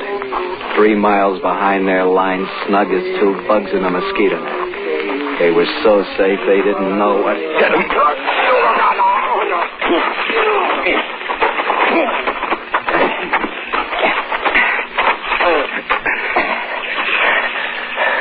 Taki, get in the canoe. Okay, you push us off the bury. Yeah. Come on. That's the boy. All right, you take a bow. Sit down, Taki.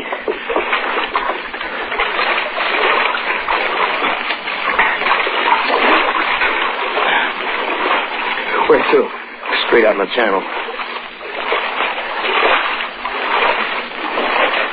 You know what I think, Tabori? I think we're going to make it.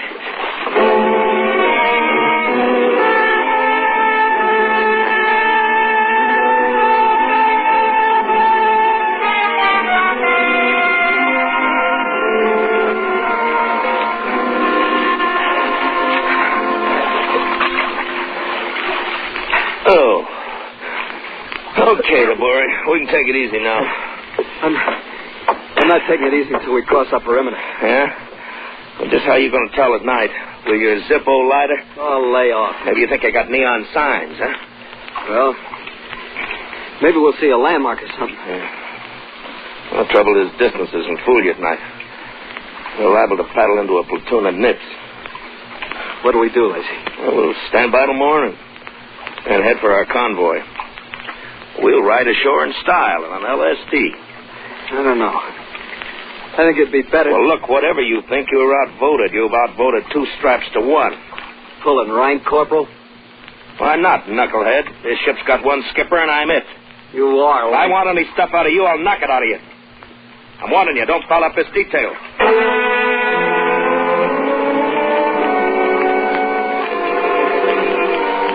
So what was I going to do? Argue with him? Start a private firefight in the middle of the China Sea? I was getting a little combat weary myself. Lacey, he was all charged up as though his crazy dream had come true. Lying on the narrow deck of the canoe, I could hear Lacey. The more I heard, the more confused I got. And it's not like the other islands, is it, Taki? It's different. Yogachi. Yeah. I wish I could tell you how. Oh, I know. It's pretty, huh? It's very pretty, but... Is the fishing good? It's good. And we have pigs. Yeah? Cows? Good cows. Oh, I knew it. Cows and pigs. And Lacey getting all hopped up about them. That's the last thing I remembered. I guess I fell asleep. And then suddenly it was daylight. Tabori? Hey, look, Tabori. What? Look, over there. What do you see? An island. Just an island.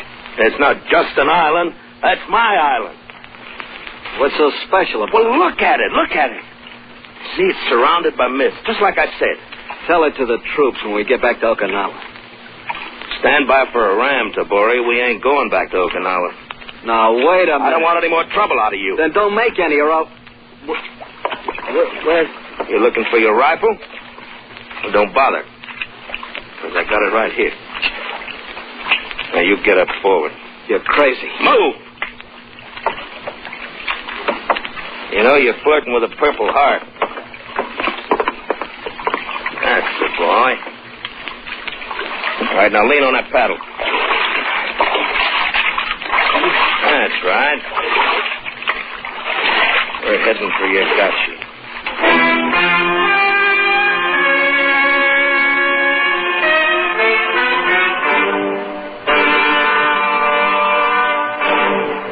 Escape, under the direction of Norman MacDonald, returns in just a moment. Motorists, the next time you put your foot down on the accelerator, tread easy. Remember that excess speed is the cause of most highway accidents. And pedestrians, the next time you start to cross the street between intersections, stop and think. Crossing between intersections is the most dangerous thing you can do. Whether walking or driving, be careful. The life you save may be your own. And now, back to Escape.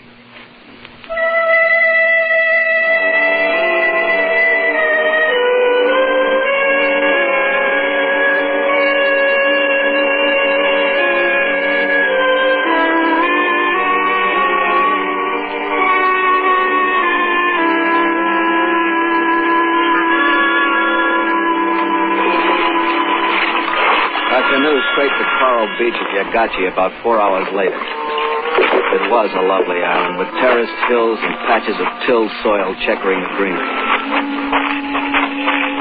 Well, here we are. Seeing's believing, huh, Tabori? Funny.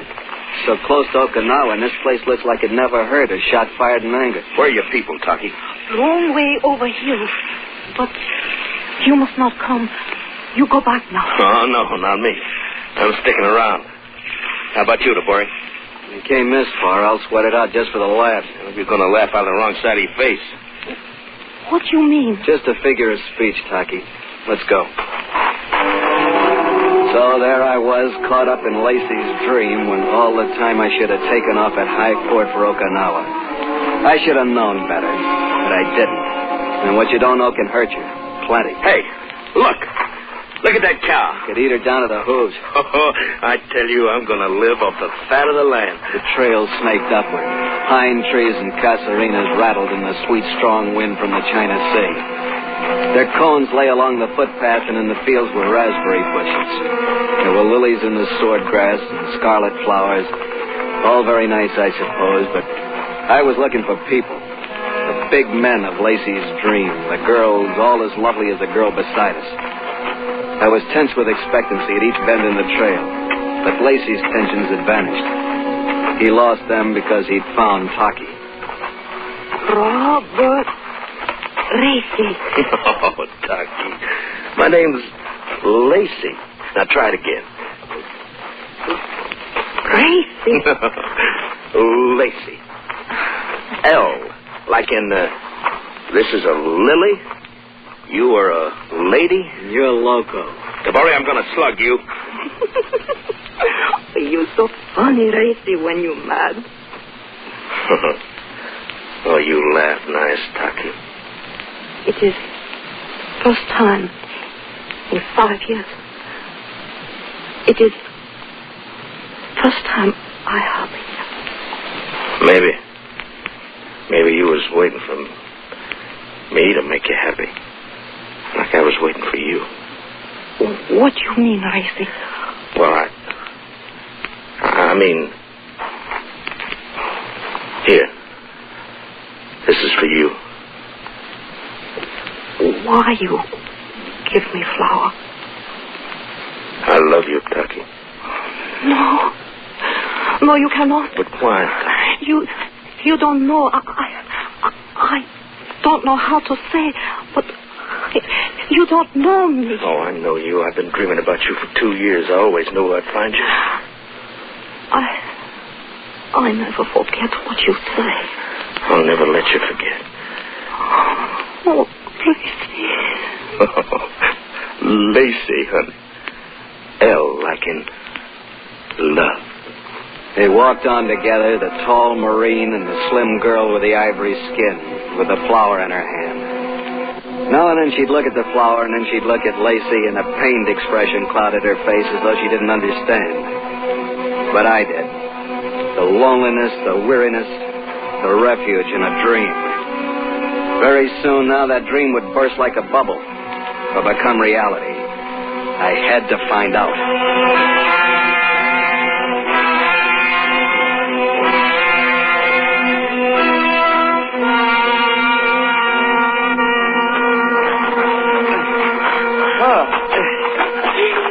Man, what a climb. Be easier for you if you give me back my rifle. Now, don't you worry about me. I'll get back. Hey, we got it licked. There's the summit. Yeah. It is highest point on Yogachi. See, down there, far away in valley. Hey, look. Look at them. They my people. I told you they were big men. How can you tell from this to... Well, look how broad they are. Funny how they're all in a bunch. Hey, listen. Yeah. Maybe it's a sort of a ceremony or something, huh? It is. Maybe it's for us. I bet you know we're coming. No. It is for death. What happened, you suppose? The war? The war not here. It's my people die. Everybody's people die. It's got to happen sooner or later. Yes. Sooner or later. It's like I always say, here today, gone tomorrow. I never heard it so well put. Oh, drop dead. Ah, dry up. Let's go, Tucky.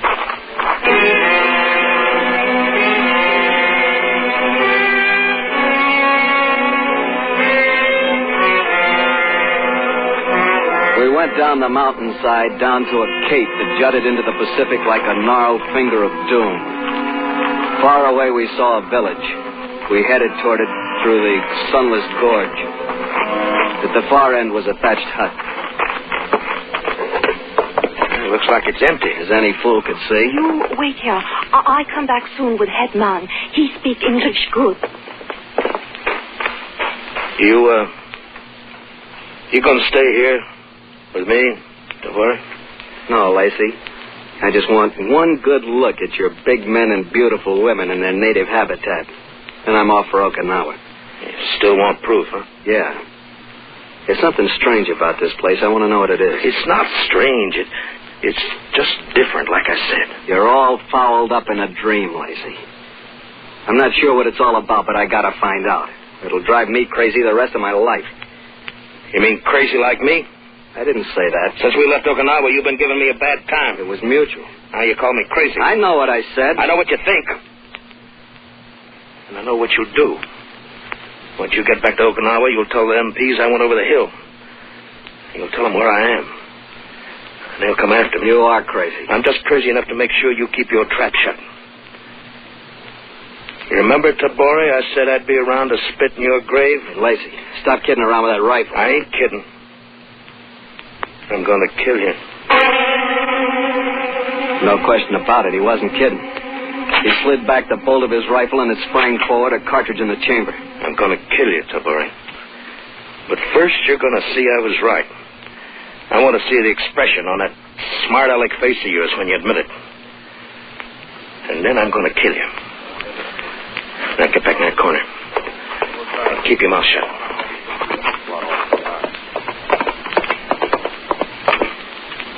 You the head man? I suppose you could call me that. His name Hiroshi. What can I do for you? Well, I want to stay here with Taki. I'm afraid you can't. Well, I'll work my way. You know that. That is not the point. You cannot... Look, I don't want no arguments out of you. You cannot stay. Well, why can't I? She is a leper.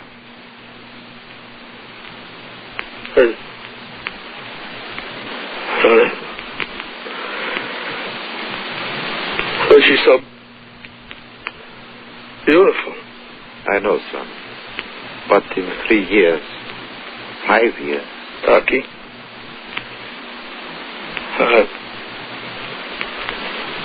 I'm sorry, Taki. So am I tried to tell you, but I don't know how. And then I could not, even if I want to. I wanted to last 1 more hour, 1 more minute. They stood there facing each other, the tall Marine and the girl with the ivory skin with the flower still in her hand. The flower already beginning to wilt. Goodbye, Gracie. Goodbye. Thank you for the flower. That's all right.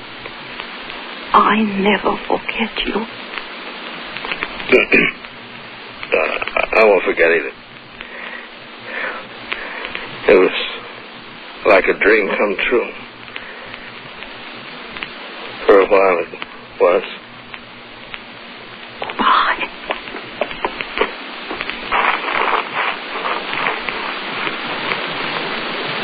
Hiroshi, what's this all about? It is quite simple. 2 nights ago, the Japanese came to the leper colony. They took more than half my patients to Okinawa, headed toward the American lines. Why? To disrupt your advance. There was no chance of contagion, but, well, my patients aren't all as lovely as Taki. I see. Schrecklichkeit. Exactly. A weapon of terror. Tabori? Yeah, Lacey? I guess we better move on, huh? Are you ready, pal? Yeah. Long road back to Okinawa.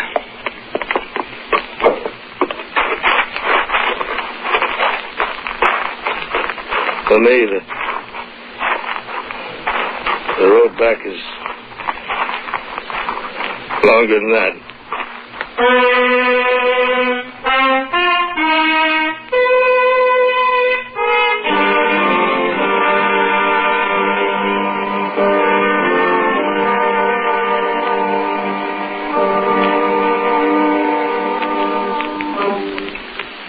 Under the direction of Norman MacDonald, Escape has brought you The Island by Millard Kaufman, starring Harry Bartell and Bill Conrad, with Michael Ann Barrett and Edgar Barrier.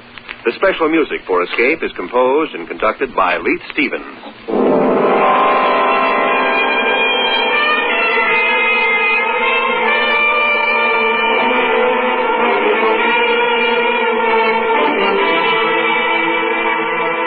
Next week, escape with us to the most evil city in the Orient, and the story of a beautiful but unscrupulous woman who ruled it, as Herb Purdom tells it in his exciting tale, Macao.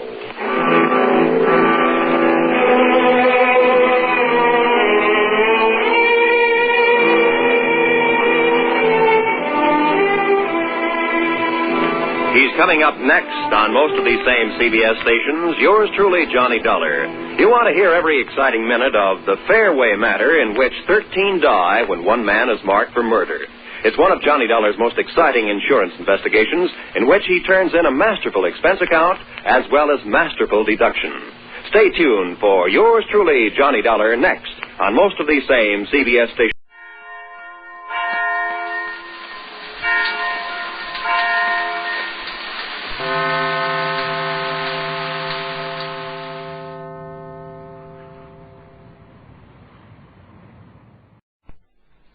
Escape.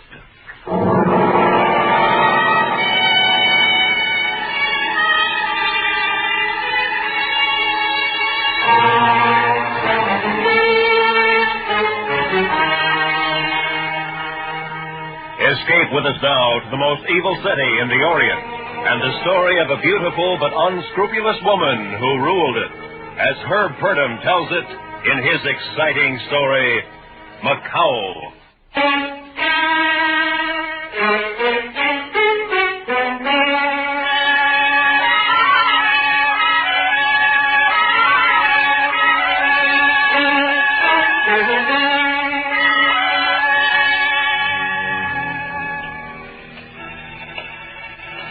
The streets are dark. It's raining on my hair and my good dress. All very unimportant now. I only know it's a good night to die.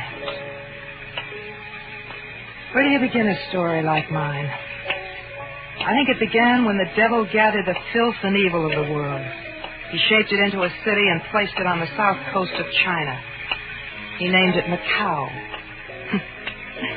And because the devil enjoys a bad joke, he made me queen of Macao's rottenness. And worse, he made me like it.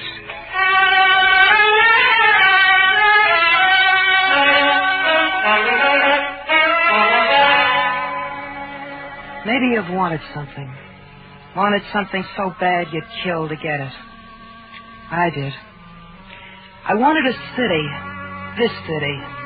I wanted to own every grimy cafe and waterfront dive in it. I did get some of it. A lot of it. But the more I got, the more I wanted. And I nearly got it, too. Then 6 days ago, things began to go wrong. We was at the harbor front one afternoon. Out of my way, you scabby bums. Out of my way before I take disinfectant to you. That's right, you stinking rabble. Make room. Make room. Good afternoon, Mrs. Rawls. Let go of my arm, Martha. Did you want something on the docks? Your men have been operating in the city. Your province is on the water, Marsick. You're out of line. So, there's plenty left for you? I see. All right, Marsick. And don't forget that on the docks, I'm king. Yeah? Well, long live the king, only don't bet on it. Goodbye, Marsick. Wait. There's no reason for us to fight. I'll do anything. Goodbye, Marsick. Yeah, of course, only if I offended you, Mrs. Rawls. I'm sorry. We could be friends. I'm on your side. You just be sure you're on my side. Lady, that man bothering you? What? If you're unhappy with the way that big character's heart acts, maybe I can help. His heart? Sure. It just keeps beating and beating. It needs a rest. Oh? Who are you? Johnny Hook. Oh, don't bother to introduce yourself. Everyone in Macao knows Mrs. Connie Rawls. Then you should know I need no help. I have pretty good references. A fellow named Vic Rawls once wrote me I had a job here if I wanted to claim it. You knew my husband? Yeah, we were bunkmates in the AVG. Did a little smuggling together once. I heard he was killed. 2 years ago. Where have you been? I just finished a hitch with Lou Chang. The guerrilla leader? Yeah. The one they call the White Tiger? Well, the commies call him worse than that. Mao would hock his hammer and sickle to see old Lou Chang hanging by his heels. I know. Lou Chan's guerrilla army is still holding nearly half of southern China. That's right. Look, my headquarters, the Red Angel, is near here. We can talk there. Swell. Perhaps. If you're what you say, you may have a job. If not, well, at least you'll have a chance to taste Willie's punch of the devil. It's good.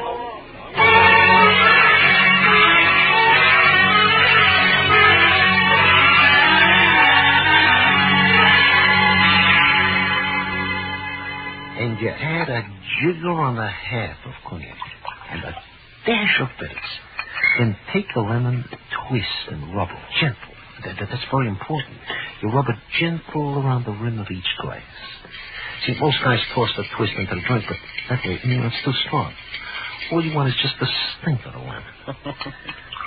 Here you are. You wrap a tongue around a punch of the devil. Thanks, Willie. I don't know what to drink, but your monologue will do. Hey, that's all right. I told you. Well, dummy, what are you waiting for, a medal? Get out, get down to the bar. Sure, Miss Wells, sure. That's what I like, a dame with sentiment. Why didn't you just kick him in the stomach and be done with it? He's used to me. I'll bet he is.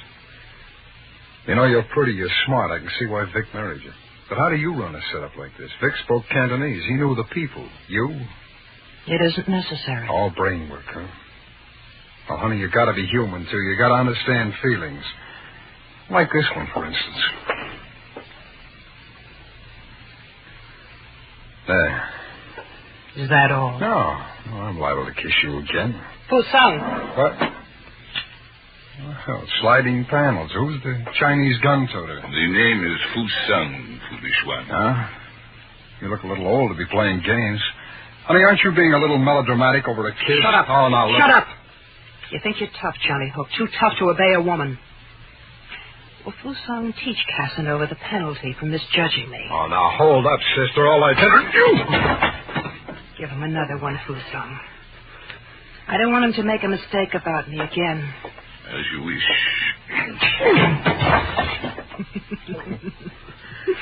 I think he's softening, Fusang.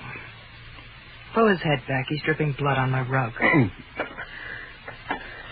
All right, Johnny, you're not out. Let's talk a little. What's your name? Johnny Hook. The real one. John Butterfield. We'll call you Hook. You say you knew Vic. Describe him. Tall, dark-haired. He had a scar over his right eye. How'd he talk? Drawled. He was a Texan. You wanted any place? No. Ever kill a man? Sure, in the war. Who didn't? Otherwise? A couple. Look, what's with all the talk? Why'd you quit Luchan? Luchan? You fought for the white tiger? Sure, but my salary started coming in the form of promises. I like to get paid for my work. So? That is the economic necessity of life. But you must tell me of Louis Chan sometime. Later, Fusang. Johnny, you wanted to know how I run this setup. Well, Fusang handles the Orientals. He speaks a dozen dialects. Go on. As a rule, I don't hire white men. They can't be trusted. Maybe I'm an exception. Maybe. We'll see. Your first job will be on a man named Peter Marsick. I want 6 of his boats destroyed tonight. He'll be supplied with bombs and a fast speedboat.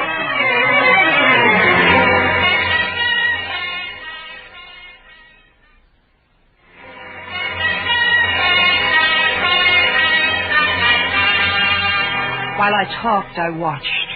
I knew from watching him take Fusang's blows that Johnny was tough. I hoped he was tough enough, for I was lining him up for the world's most dangerous murder.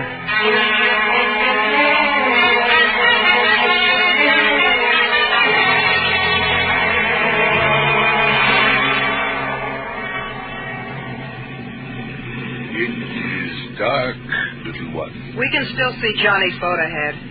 You take quite an interest in him. Would you like some gum? No. It is good gum, made in your country. Chewing gum quiets your nerves. There's nothing wrong with my nerves. Pull into this cove. We can watch from here. Yes. He is ready to make his run. I hope all goes well. Yeah. Shall I mount the machine gun in the rear? If he is pursued too closely, I can discourage them from here as they pass. Perhaps you'd better. But if it's the police, don't shoot. Of course. He started his run. The gun will be ready in a moment. He's at the line of boats. There they blow. An unfortunate waste of good boats, little one. I want to be sure Marsick never challenges me again. This'll stop him. Indeed it will. Those boats cost Marsick a fortune. There. The gun only needs loading. Here comes Johnny. He's got his boat wide open. Behind him it is clear. No. Little one, look. A police cruiser. Police? Stop them. But little one, you know we must not fire on the Stop police. that cruiser. The men are forward, trying for the engines aft. No, little one, this is insane. Stop that cruiser or I'll ram it. Very well.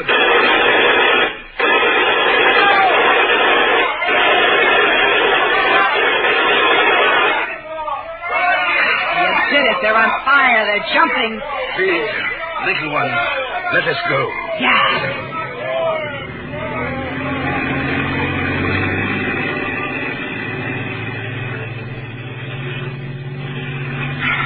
All for that stranger. You are a fool. Shut up, Fusung. I run this thing. You are angry, little one.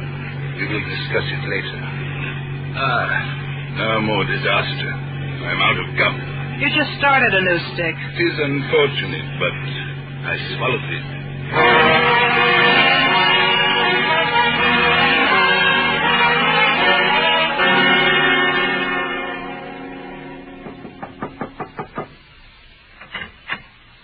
Hi, Connie. Everything quiet? Come in, Johnny. Well, honey, R6 boats are matchwood now. Mrs. Rawls. Oh, Mrs. Rawls. I got away clean, but someone did a devil of a lot of shooting behind me. You idiot. You forced us to sink a police cruiser. I forced... You mean that it was you behind me? Fusung and I. You're not with Liu Chan fighting the communists now, Johnny. Fights cost me money. No, how? The cops. Well, they won't be able to prove anything, but that's because I dumped a machine gun worth $600. I'll steal your new one. Forget it. You did a good job on the boats. Thanks.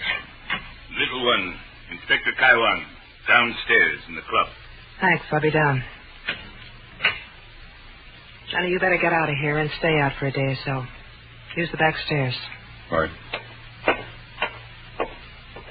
Oh, and Connie, Mrs. Rawls.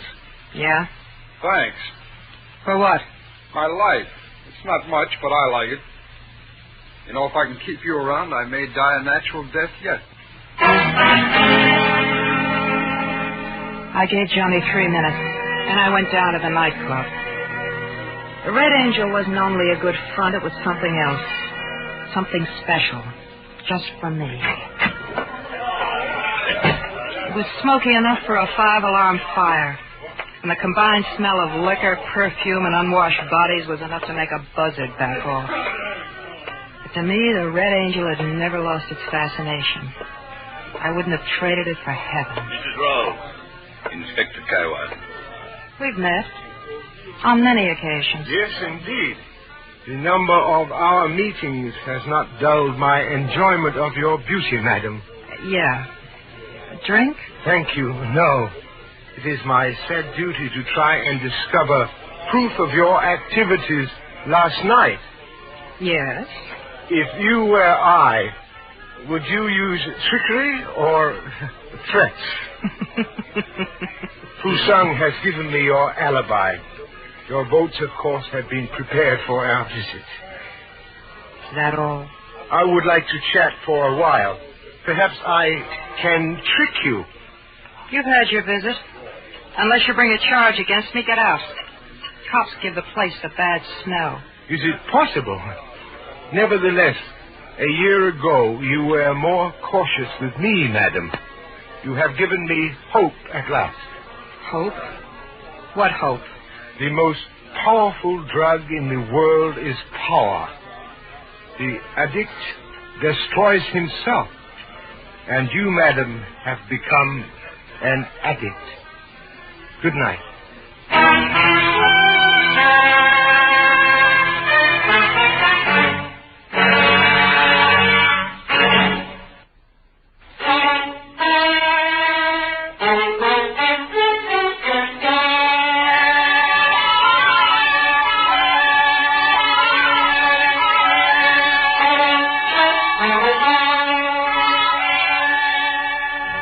I was always fascinated by the smell of evil.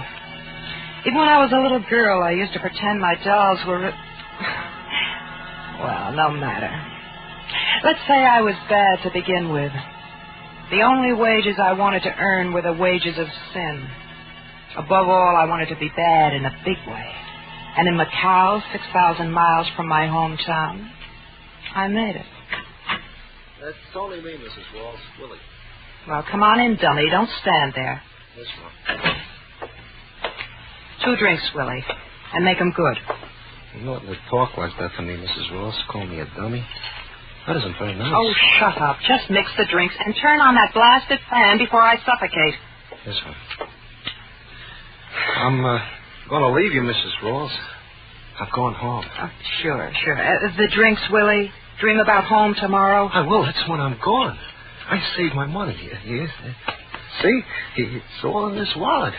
I'm going home after 10 years. Well, you really do have the money. Yes, ma'am. I'll make the drinks. Do that. Evening, Connie. Oh, hi, Willie. How's the drinking business? Oh, people still doing it. They always do it. I'm going home, Johnny. Tomorrow. Willie. Home after... Willie, Johnny's not interested. Get out. Sure, Mrs. Ross. Sure. What are you trying to prove, Connie? What do you mean? Kicking that poor guy around. Does it make you feel good? He's a dummy. He doesn't care. Help yourself to the drinks and hand me one. I'll call down and make amends to Willie. Yeah, you do that.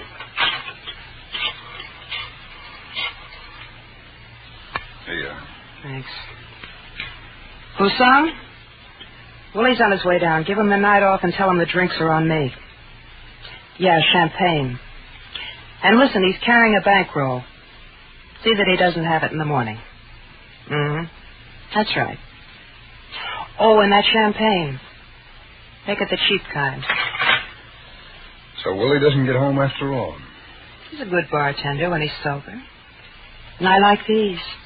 Well, that's a good reason to bust a man's drink. Inspector Carwan has dropped his investigation. He knows it's you. He can't touch me. I'm too big. Yeah, you're too big. But it's nothing to what it will be. And you too, Johnny. If you can bear the way I treat my bartender. Oh, I'm a louse already. I may as well go all the way. $250,000? Oh. Help you make the trip? Quarter? Hey, how many of those drinks have you had? You want in? Do I want to breathe? It's a big order. Dangerous job. So was the war, only it didn't pay so well. Go on. Mao's communists are taking over in China. I'm going to help them for $250,000. And? Macao. Macao? You mean the whole city? The whole city. Well, I give you credit, baby. You go nuts in a big way. Well, I've made the deal. All right, break it down for me. It's very simple. You'll assassinate the guerrilla leader, Lu Chan. Johnny's face was the color of blue cheese as he stared at me. But I knew the power of money over men like him. That $250,000 would buy better scruples than his. And in case he needed extra encouragement, I gave him an additional promise and a kiss. We both liked it. Oh, baby. Johnny. Again. You love me? Yes, I do. Johnny. You'll do the job? Sure. I'll start making plans right away. Good. Keep in mind what you're working for. $250,000. Me. Now drink your drink, honey. The ice is melting.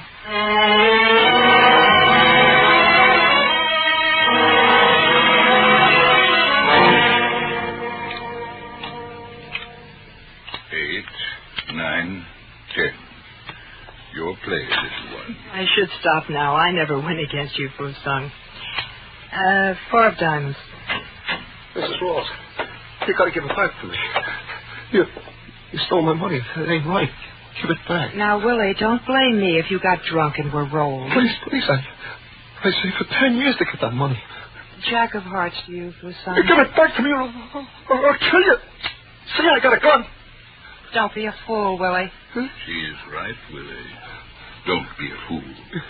There are at least 200 men who would make sure you never left Macao alive. They would get you in an alley, on the street, somewhere. You know they would. All I want is my money. Maybe I'll tell the police. Who's your next of kin, Willie? But next of kin? Your health is getting bad. No, wait. I didn't want to blab the police. I was just kidding. I was sure you were. Get out of here, Willie, and leave the gun. Sure, Mrs. Ross, sure. Here. That dummy. Got a salary $10 for the thing. He saves too much. 3 to you. Gin. Gin? I have the devil's own luck. I guess I just don't live right.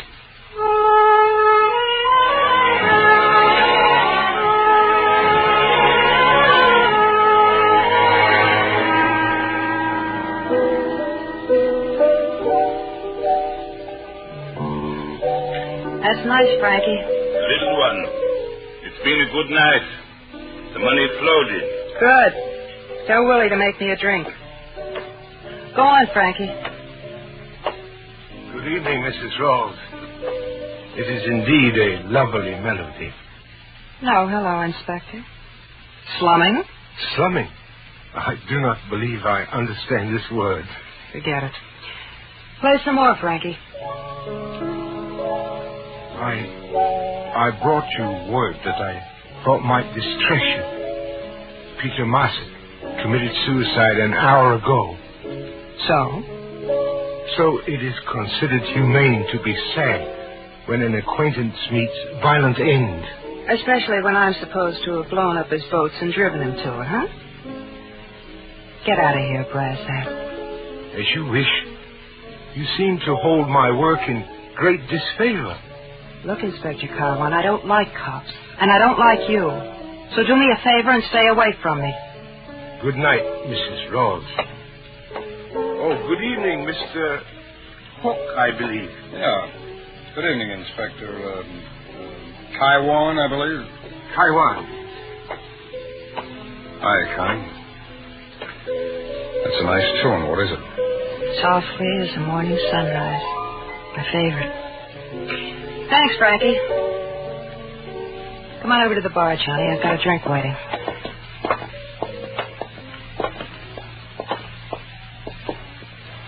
Here's a drink, Mrs. Rawls. Willie, fix me one, will you? I need it. Sure. Well, Johnny, figured out your plan? Yeah. Well? Oh, don't mind Willie there. Tell me. I figured out a way to kill Luchan, but I'm not going to do it. Say that again. You heard right, Connie. I'm out of the deal. Yeah, Johnny. Thanks. Oh, boy, you're still as good as ever. Thank you. Glad you like it. Johnny Hook, you're not backing out of this deal. I'm already out. Oh, look, Connie, you had me tabbed right, I guess. For that kind of money, I'd kill a man. But not if it means the end of what a lot of guys I knew died for. Died for? This will mean more power for us than we ever dreamed of. I don't dream. I have nightmares. How about you and I, Johnny? Doesn't that count at all? I told you once, Connie. Sometimes it isn't just brain work. You have to understand the way people feel. Oh, I'm sorry. You don't know what I'm talking about. Johnny! Johnny! Stupid, sentimental fool. You're forcing me to... a drink, Mrs. Ross? No, I'm going upstairs. Clean up and lock up. And if you drink any of the liquor, pay for it.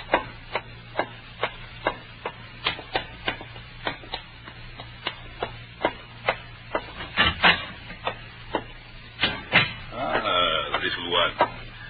I have just finished. Would you care for some gin rummy? Johnny Hook has just betrayed us. He just left. You know what to do. Johnny? But how? Never mind how. Pass the order along. You know what you are doing. Once I give that order, he is a dead man. That's the kind of a man I want him to be. Do as I say. Yes. Good night, little one. I will tell them to make it quick. You'll never know what happened. Johnny would never know. But I would. I sat at my desk staring through two blank eyes at the room. Only I was seeing Johnny walking Macao streets, past this alley and the next, always going closer to the one that held his death. I looked out at the window and saw it was beginning to rain.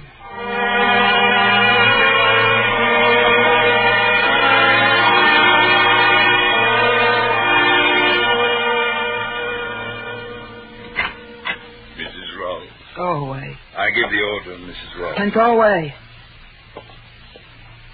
What did you call me? Mrs. Rawls. But I'm your little one. You always... There is no little one. You killed her when you plotted to betray my people. What? So Willie shot off his mouth. As you say, Willie shot off his mouth. All right, so I didn't tell you about it. I would have cut you in on it later. Even now you do not understand.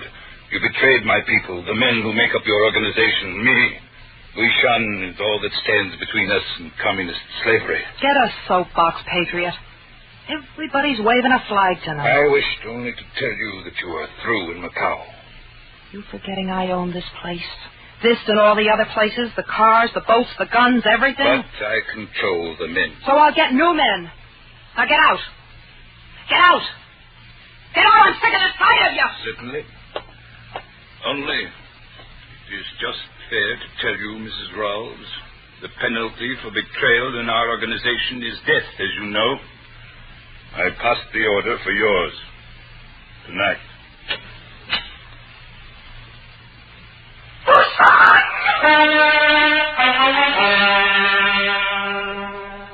How could it happen? One moment I was all powerful and my plans were set to make me owner of Macao. And then I was alone, my power gone, and I was just another woman. No, not even that. For there outside the wet window was my death waiting for me. Somehow I found myself driven to meet it. I went down and out into the rain.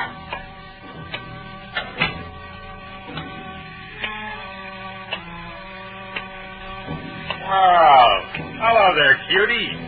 How's about a nice warm drinky, huh? Hey, what's the matter? Too big to drink with a sailor? Snooty dame. Which one? Which doorway will it be? Rain is so clean. The towel glistens like a polished black diamond now.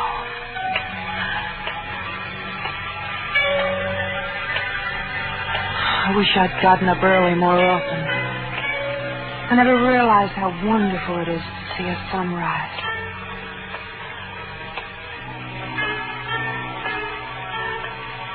I like walking in the early morning.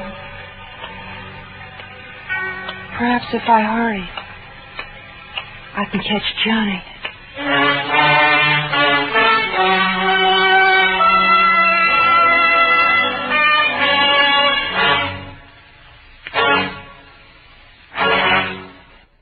Under the direction of Norman MacDonald, Escape has brought you Macao by Herb Purdom, starring Michael Ann Barrett and Stacey Harris with Raymond Burr. Featured in the cast were Lou Krugman, Charles Lung, Paul Dubov, and Frank Gerstle. The special music for Escape is composed by Leith Stevens and conducted tonight by Wilbur Hatch.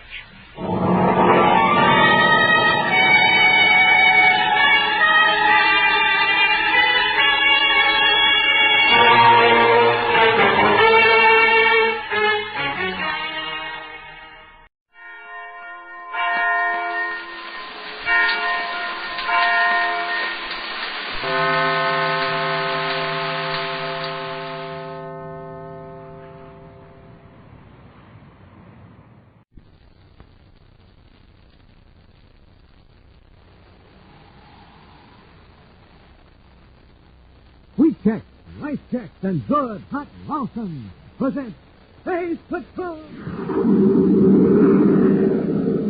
High adventure in the wild, vast reaches of space. Missions of daring in the name of interplanetary justice. Travel into the future with Buzz Corey, Commander-in-Chief of the Space Patrol. In today's transcribed adventure, Buzz and Happy are in a magnetic tunnel car. A tunnel car in a mine shaft deep below the surface of the planet Venus. As they rise toward ground level, Happy prepares the weapons they hope will enable them to rescue Tonga from two criminals. 2 ray guns each. That ought to be enough. We'll have to be careful. We can't give them a chance to harm Tonga. It'll be dark in an hour or so. Then we can sneak up on them. What was that? An explosion. Tractor's blown up the entrance to the tunnel. We're sealed in. Oh, brace yourself. Our tunnel car is going to crash.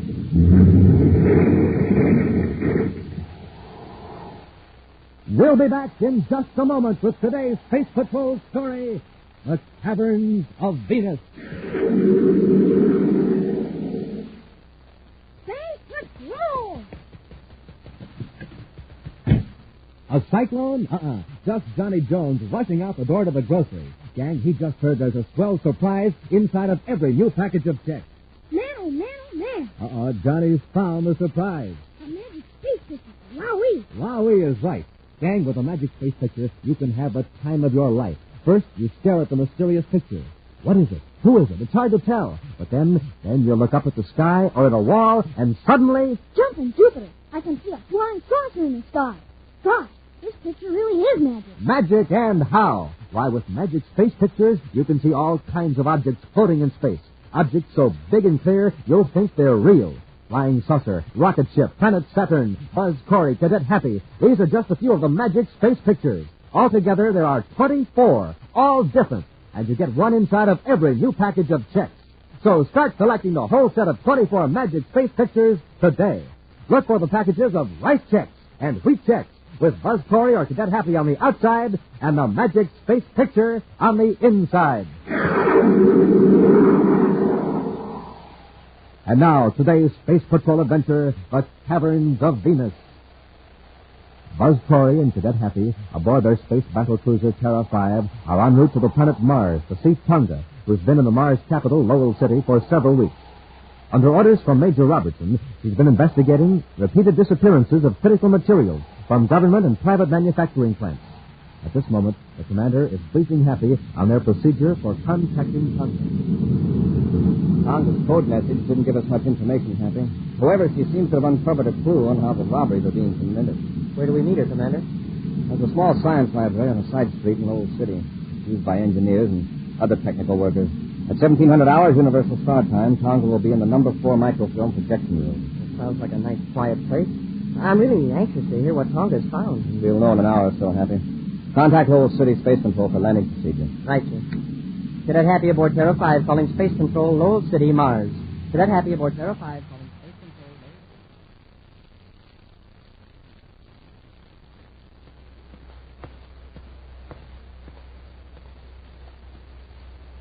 Yeah, Doctor. This is your apartment. Try the door.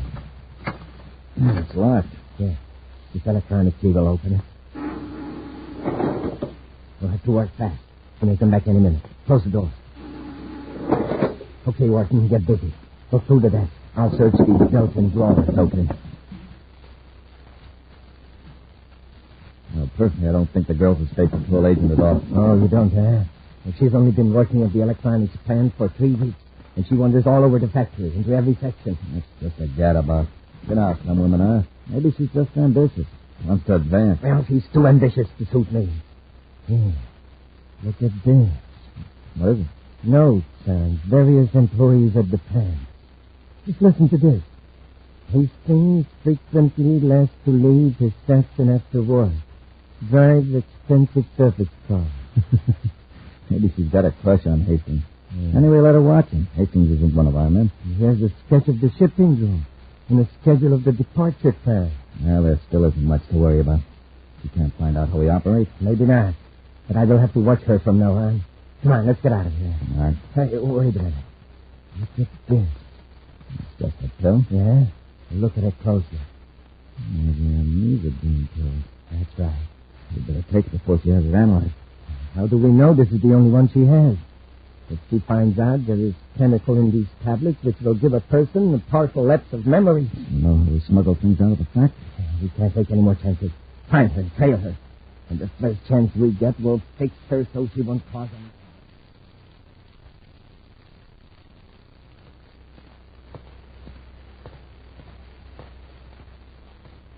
Yeah. Here's projection room 4, Doctor. The microfilm projector's on. Yeah. She must have the lights off if she's running the machine. I know where the switch is. Good. Open the door and turn the lights on quickly. Come in. Oh, I'm sorry. This room is amused. Yeah, we know. Shut the door, Wharton. I'll turn off this projector. What's the meaning of this? Get out of here right away or I'll call the attendant. The attendant is locked in the cloakroom. There is no one else in the library. I don't know who you are, but I've seen this other man at the factory. I'll report him to the superintendent. You won't report anything to anybody. You've done your last bit of spying. What are you talking about? What are you holding behind your back? Come on. Let's have a look. Here, hold it. Let go of me. It's an envelope. Addressed to Commander Corey of the Space Patrol. What's in it, Doctor? A copy of the papers we found in her apartment. In the security department, chemist's report on the anti-radiation page. She's listed 2 grains of amezabine among the ingredients. Its comment is enough to cause temporary and partial lapse of memory for a period of 1 hour. Lucky you followed her here. Come on. We'll take her out to the back door to our surface car. Why not finish her off here? Not a bad idea. There's nobody in the building. Take your hands off me. There's no use struggling, sister. All right, let go of her. It's Corey. Get him. If he's right on Morton, I'll get him with this chair. Commander, look out! That's home. Now let's finish the boat. Now, Corey may have somebody outside. Get those papers and let's get out of here through the back door. Right. Commander. We've got to stop him. Commander, somebody locked the attendant in. Tongo, what's happened? 2 men knocked the commander out. They ran out the rear door. Are you all right, Commander? Yeah. They took the evidence I had for them. We'll get more. Meanwhile, we know who we're after. Let's get to Lowell City headquarters and send out an alarm. We'll put guards. And this fellow Wharton worked at the electronics plant. Huh? That's right, Commander. That's who I've never seen before. Oh, it's the intercom. I'll get him. Colonel Carter's office. Commander Corey here. Oh, I'll take the message. I see. Well, good work, Major. Thanks. This is Major Blake, making a complete check of the electronics plant. The employees you mentioned will be brought in for questioning. I'm afraid that won't do much good, Commander. Oh, yes, the amezabine. Well, as Dr. Ryan explained it to me, the amezabine doesn't interfere with a person's ability to carry out routine tasks. If he's told to do some apparently harmless act, he'll do it. An hour or so later, he'll have forgotten it. Well, then it's no wonder Draxler and Wharton's gang could get away with thousands of credits worth of equipment and materials. They had perfectly honest people doing their dirty work. What made you suspect the pills in the first place, Commander? It took a lot of little incidents before I really got to wondering. Once I misplaced a test meter. One of the girls said I put her on a bench. Mm-hmm. I was certain I hadn't. But there it was. I had no recollection of putting it there. Later, I noticed other people forgetting things. All of a sudden, it occurred to me that in every case, we'd been given an anti-radiation tablet. Commander. Oh, yes, Happy. The duty officer just got a report from the captain of the spaceport guard. About Draxler and Wharton? Well, no, sir, at least not directly. But they've traced some stolen equipment to a small robot cargo ship at the port. Have the guards removed the equipment? No, sir, they're standing by for orders. That's a break. Now maybe we can find out how Draxler and Wharton dispose of these stolen supplies. How, Commander? We're going to put a miniature spaceophone tracer transmitter in that ship. By keeping spaceophone fixes on it, you'll know where it is from the minute it blasts off till it lands. Come on, Happy, let's get to the space.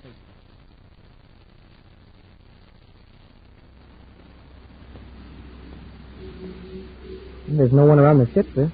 Okay, Happy, let's get aboard quickly. It's dark enough at this part of the field. Don't flash your atomo light, Happy. One of Draxler's gang may be watching. Got the transmitter? Right here, sir. Come on. Maybe they won't take a chance of blasting off this robot ship, Commander. I think they will. I want to get this evidence out of the way. Open the hatch, Happy. Wait till I close the hatch before you turn on your atomo light. Yes, sir. Where we put the tracer transmitter, sir? Up in the control compartment. We'll conceal it just in case someone comes aboard before blast-off. They must not be planning to blast off right away. Space Control Tower hasn't been notified. Let's take a look at this cargo section, Happy. I'd like to see what's in here so we can identify it later. All right, Commander. Shine your light around. Wow. This hold is really loaded. Look at this stuff. There's a fortune and equipment in here. And stolen by people who didn't even realize what they were doing.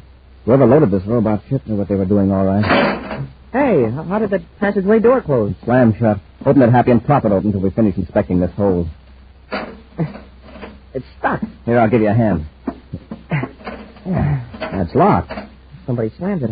I didn't hear anybody out there. Yeah, it tripped an automatic mechanism. Electronic beam. Well, how are we going to get out? Hey, Commander, hang on. The ship's blasting off.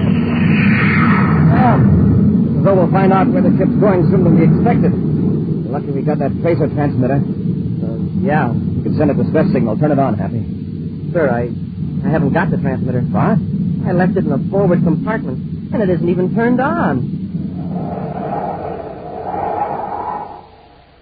We'll return to Space Patrol in just a moment. How does he do it, gang? He sees flying saucers in the sky. He sees a robot man on the wall. He sees the planet Saturn floating in the clouds. You bet I do. And sometimes, up there in space, I see a rocket ship or a speeding jet car. Gang, how does he do it? What magic power does this boy have? No magic power to it. Magic space pictures. That's my secret. Yes, sir, gang. That's the secret. Magic space pictures. And with these wonderful pictures, you can see flying saucers and robot men in the sky, too. You can even see pictures of Tonga in the sky and Major Robertson and Carol. Pictures so big and clear, they practically look real. It's fun, gang, and it's easy. You just stare at the magic space picture. Look up into the sky and zowie! The magic goes to work. There in the sky, you see the magic space picture, real big and real clear. There are 24 different magic space pictures, and you get one inside of every new package of checks. So start collecting these wonderful magic space pictures now. Swap them with your pals. Be the first one in your gang to have a whole set of 24. Just get the new packages of rice checks and wheat checks with Buzz Corey and Cadet Happy on the outside and the amazing magic space picture on the inside. And now back to our Space Patrol adventure, the Caverns of Venus. Buzz and Happy entered a robot spaceship at a Lowell City spaceport on the planet Mars to install a tracer spaceophone transmitter.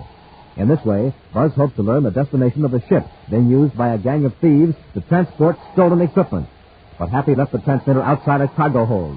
While they were inspecting the stolen loot, the door slammed shut, locking them in the hold. Then the robot ship blasted off, leaving the unwilling passengers with no way to summon help.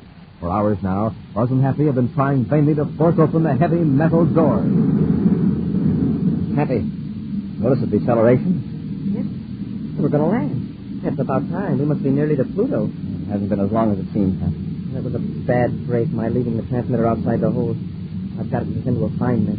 Oh, it wasn't your fault the door slammed shut. But, sir, nobody knows where we are. We don't even know. Well, we know this much. When that door opens, we're going to be in for a nice battle with whoever's going to unload this stuff. Commander, I just thought of something. What if we land on a moon without air? The men will be wearing spacesuits.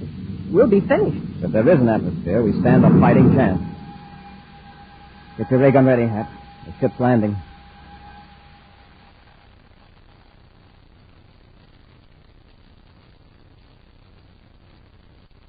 Aren't they going to open that door? We've been sitting here for an hour. Maybe they just wanted to get the ship off Mars. Yeah, and just leave it sit here on, well, wherever we are. It's a very cheerful thought, but it's a possibility. Sure, we can't stand this much longer. The oxygen must be just about all gone as it is. I'll get kind of sleepy. I'll try to stay awake, Hap. When that door opens, you've got to be ready to give a good account of yourself. Yeah. I'll do my best. I have to sleep either. I don't... Happy. Happy, wake up. Hap, don't go...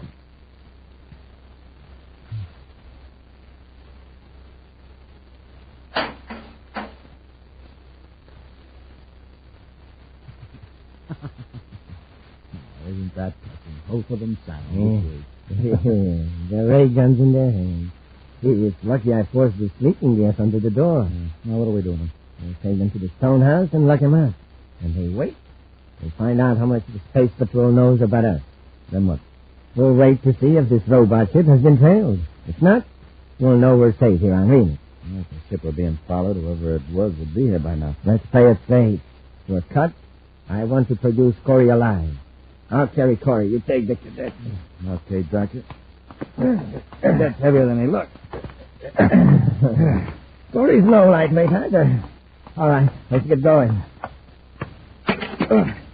What was that? I guess I kicked one of their Carmelites rolled over there somewhere in the dock. Take it easy going down that ladder.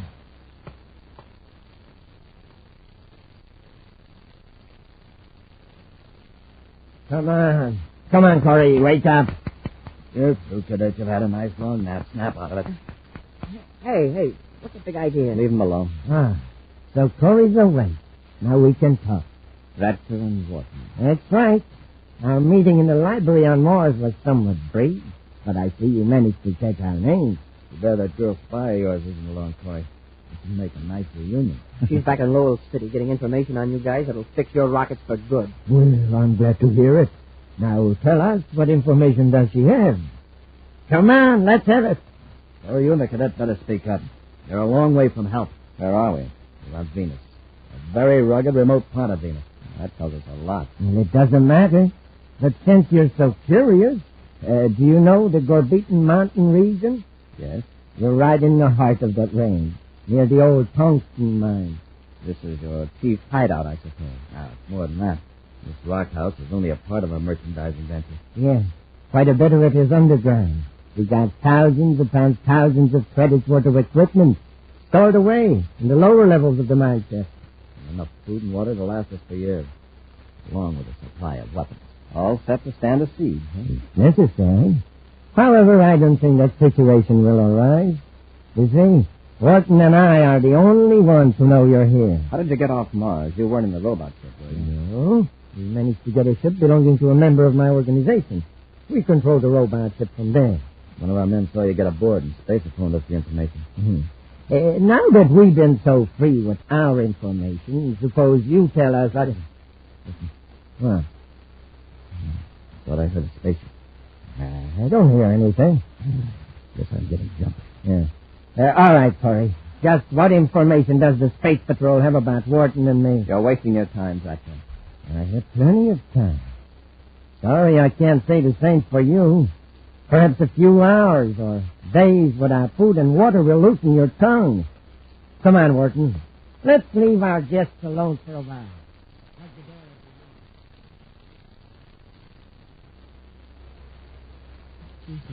I'm sure hungry. Try not to think about it, Happy.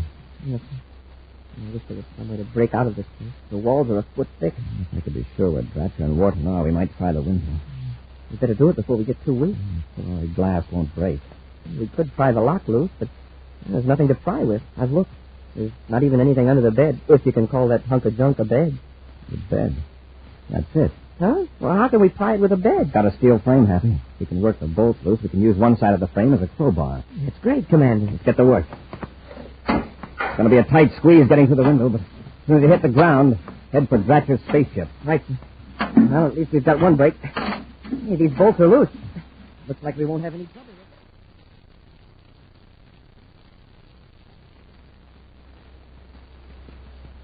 Well, Corey may not be ready to talk yet, but I'll bet that cadet's getting mighty hungry. What you ought to do is separate him.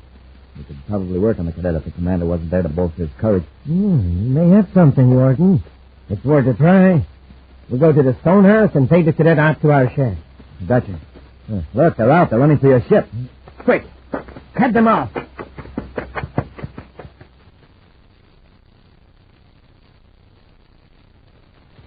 Hurry, Happy. Into the ship. They're cutting us off. They've got ray guns, too, sir. Head the other way toward the mountain. Yes, sir. We'll hide till it's dark.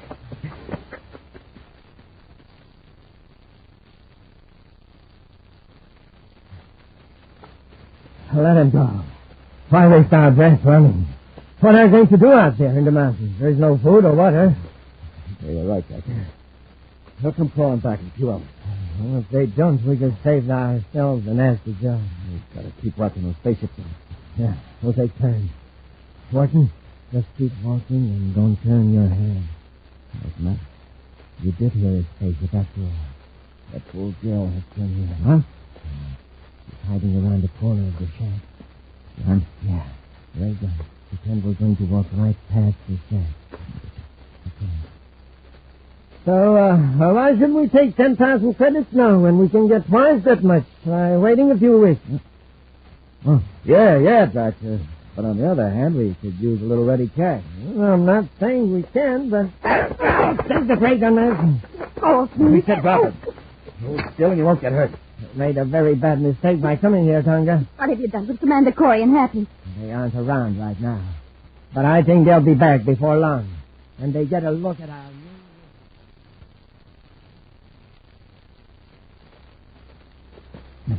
Guess they aren't coming after us. No. We'll wait till dark and try to surprise them. Rest a minute. He's standing down there by the shack. I can... Hey, Commander, looks like there's somebody with him. Smoking rockets, Commander. It's Tonga. How did she get here? You just pop out of the ground? Wharton did hear a spaceship after all. Must have landed on the other side of the mountain. We can't leave Tonga with those two rats. What do we do now? Wait a minute. Thatcher said there were food and weapons down in the mine shafts. Hey, that's right. It must be an opening. It's there. 200 yards. Come on.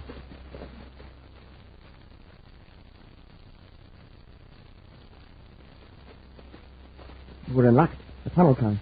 But it looks like there's no power. Magnetic car. Self-contained power unit. You can zip down the shaft and come back with food and ray guns. Get in, Hap. Hey, this thing's just like a miniature spaceship. Only much simpler to operate. Shut the door and shove off. Here we go.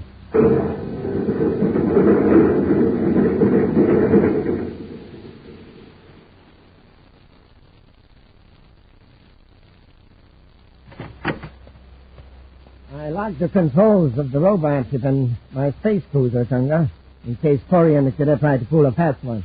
They'll find a way to get you. Yeah? Well, I found something, too, in the robot ship. This miniature spaceophone transmitter. So that's how you traced us here. Not entirely.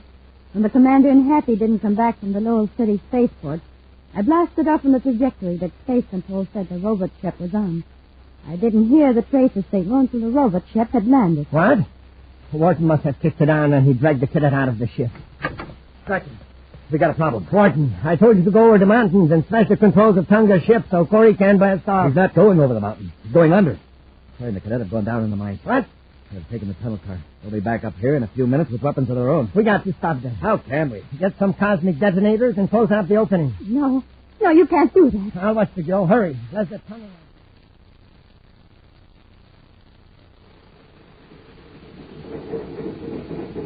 Two ray guns apiece. That ought to be enough. We'll wait till dark and sneak up on them. There's the entrance up ahead. What was that?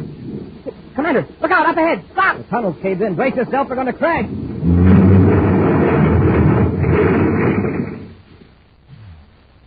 Wow. You all right, Happy? I just bumped my head a little, but I'm okay. They've blown up the tunnel entrance. There are tons of rock between us and the surface. How are we going to get out? Get out of the tunnel car, Happy. Bring the Tom alive. Hey, shine your light over there. Seems to be a small side passage this side of the cave-in. That's funny. I didn't notice that passageway when we came in. Let's have a look. You can't leave them down there in that shaft. You can't. And just how would you suggest we go about getting them out? For this. Watch the girl. No, you don't. I'll take both of you. Oh, you will, huh? Ira, we can't watch her all the time. All right, right here, Wharton. Hold him up. Look out, Commander. Take care of Wharton, Happy.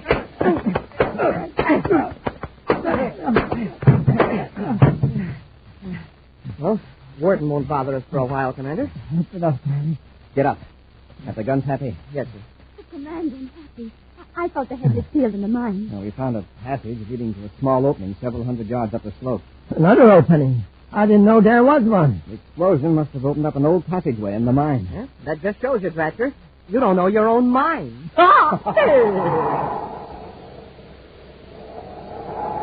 We'll be back in just a moment with a preview of next week's exciting Space Patrol adventure. 1, 2, 3, 4, 5, 6, 7, 8, 9, 10, 11, 12, 13, 14, 15, 16, 17, 18, 19, 20, 21, 22, 23, 24. Yes, sir, gang, there's 24 different Magic Space pictures. And Buzz Corey wants you to have all of them, just like real Space Patrollers do. There's 3 of Buzz Corey, and they're all different. There's 2 of Cadet Happy. And 2 of Tonga. There's a Magic Space picture of Buzz Corey's insignia. And the Space Patrol badge. There's a space liner pilot. A picture of Major Robertson. A jet car. A flying saucer. A rocket ship. A planet Saturn. A space pirate. The Deadly Iron Fist. And all kinds of other Magic Space pictures. They work real easy, gang. First, you stare at the mysterious picture. What is it? Who is it? You can't tell. Then, you look up at the sky, or at a wall. And hocus pocus, the magic goes to work. You see a giant space picture floating in the sky. And it's so big and clear, it almost looks like a real object or person. Fun, man oh man. So, gang, start now. Collect all 24 of the Magic Space pictures. There's only one place to get them, and that's inside of every new package of checks. So look for the new packages of Rice Chex and Wheat Chex with Buzz Corey or Cadet Happy on the outside and the swell Magic Space Picture on the inside. And now, a preview of next week's exciting Space Patrol adventure. Buzz and Happy are exploring a deserted city on the planet Saturn. As they enter a room filled with precious gems, a stealthy figure slinks to the door and aims a ray gun at them. Look out, Commander. He's got a ray gun. He's firing. Quick, Cap, run down that passage. Keep going. He's right behind us. It's dark in here. He won't be able to see us. Uh-oh. Commander, it's a dead-end passage. We're trapped. Be sure to be with us next Saturday for the exciting story of Forgotten City, when Wheat Chex, Rice Chex, and Good Hot Ralston again bring you Space Patrol! Boys and girls, this is your commander with a vital message. Answer the call of the helpless by giving like a real space patroller to the 1953 American Red Cross Fund. Space Patrol, an original Mike Moser production starring Ed Kemmer as Commander Corey and Glenn Osborne as Cadet Happy, was written by Lou Houston and directed by Larry Robertson. Other players were Nina Berra, Bela Kovac, Ken Mayer, and Stephen Robertson. Dick Tufeld speaking. Now, don't forget to tune in next Saturday and every Saturday when Wheat Chex, Rice Chex, and Good Hot Ralston again present the new exciting Space Patrol! Be sure to see another exciting Space Patrol story on your local ABC television station. Consult your local paper for time and channel. This transcribed program came to you from Hollywood. This is ABC Radio Network.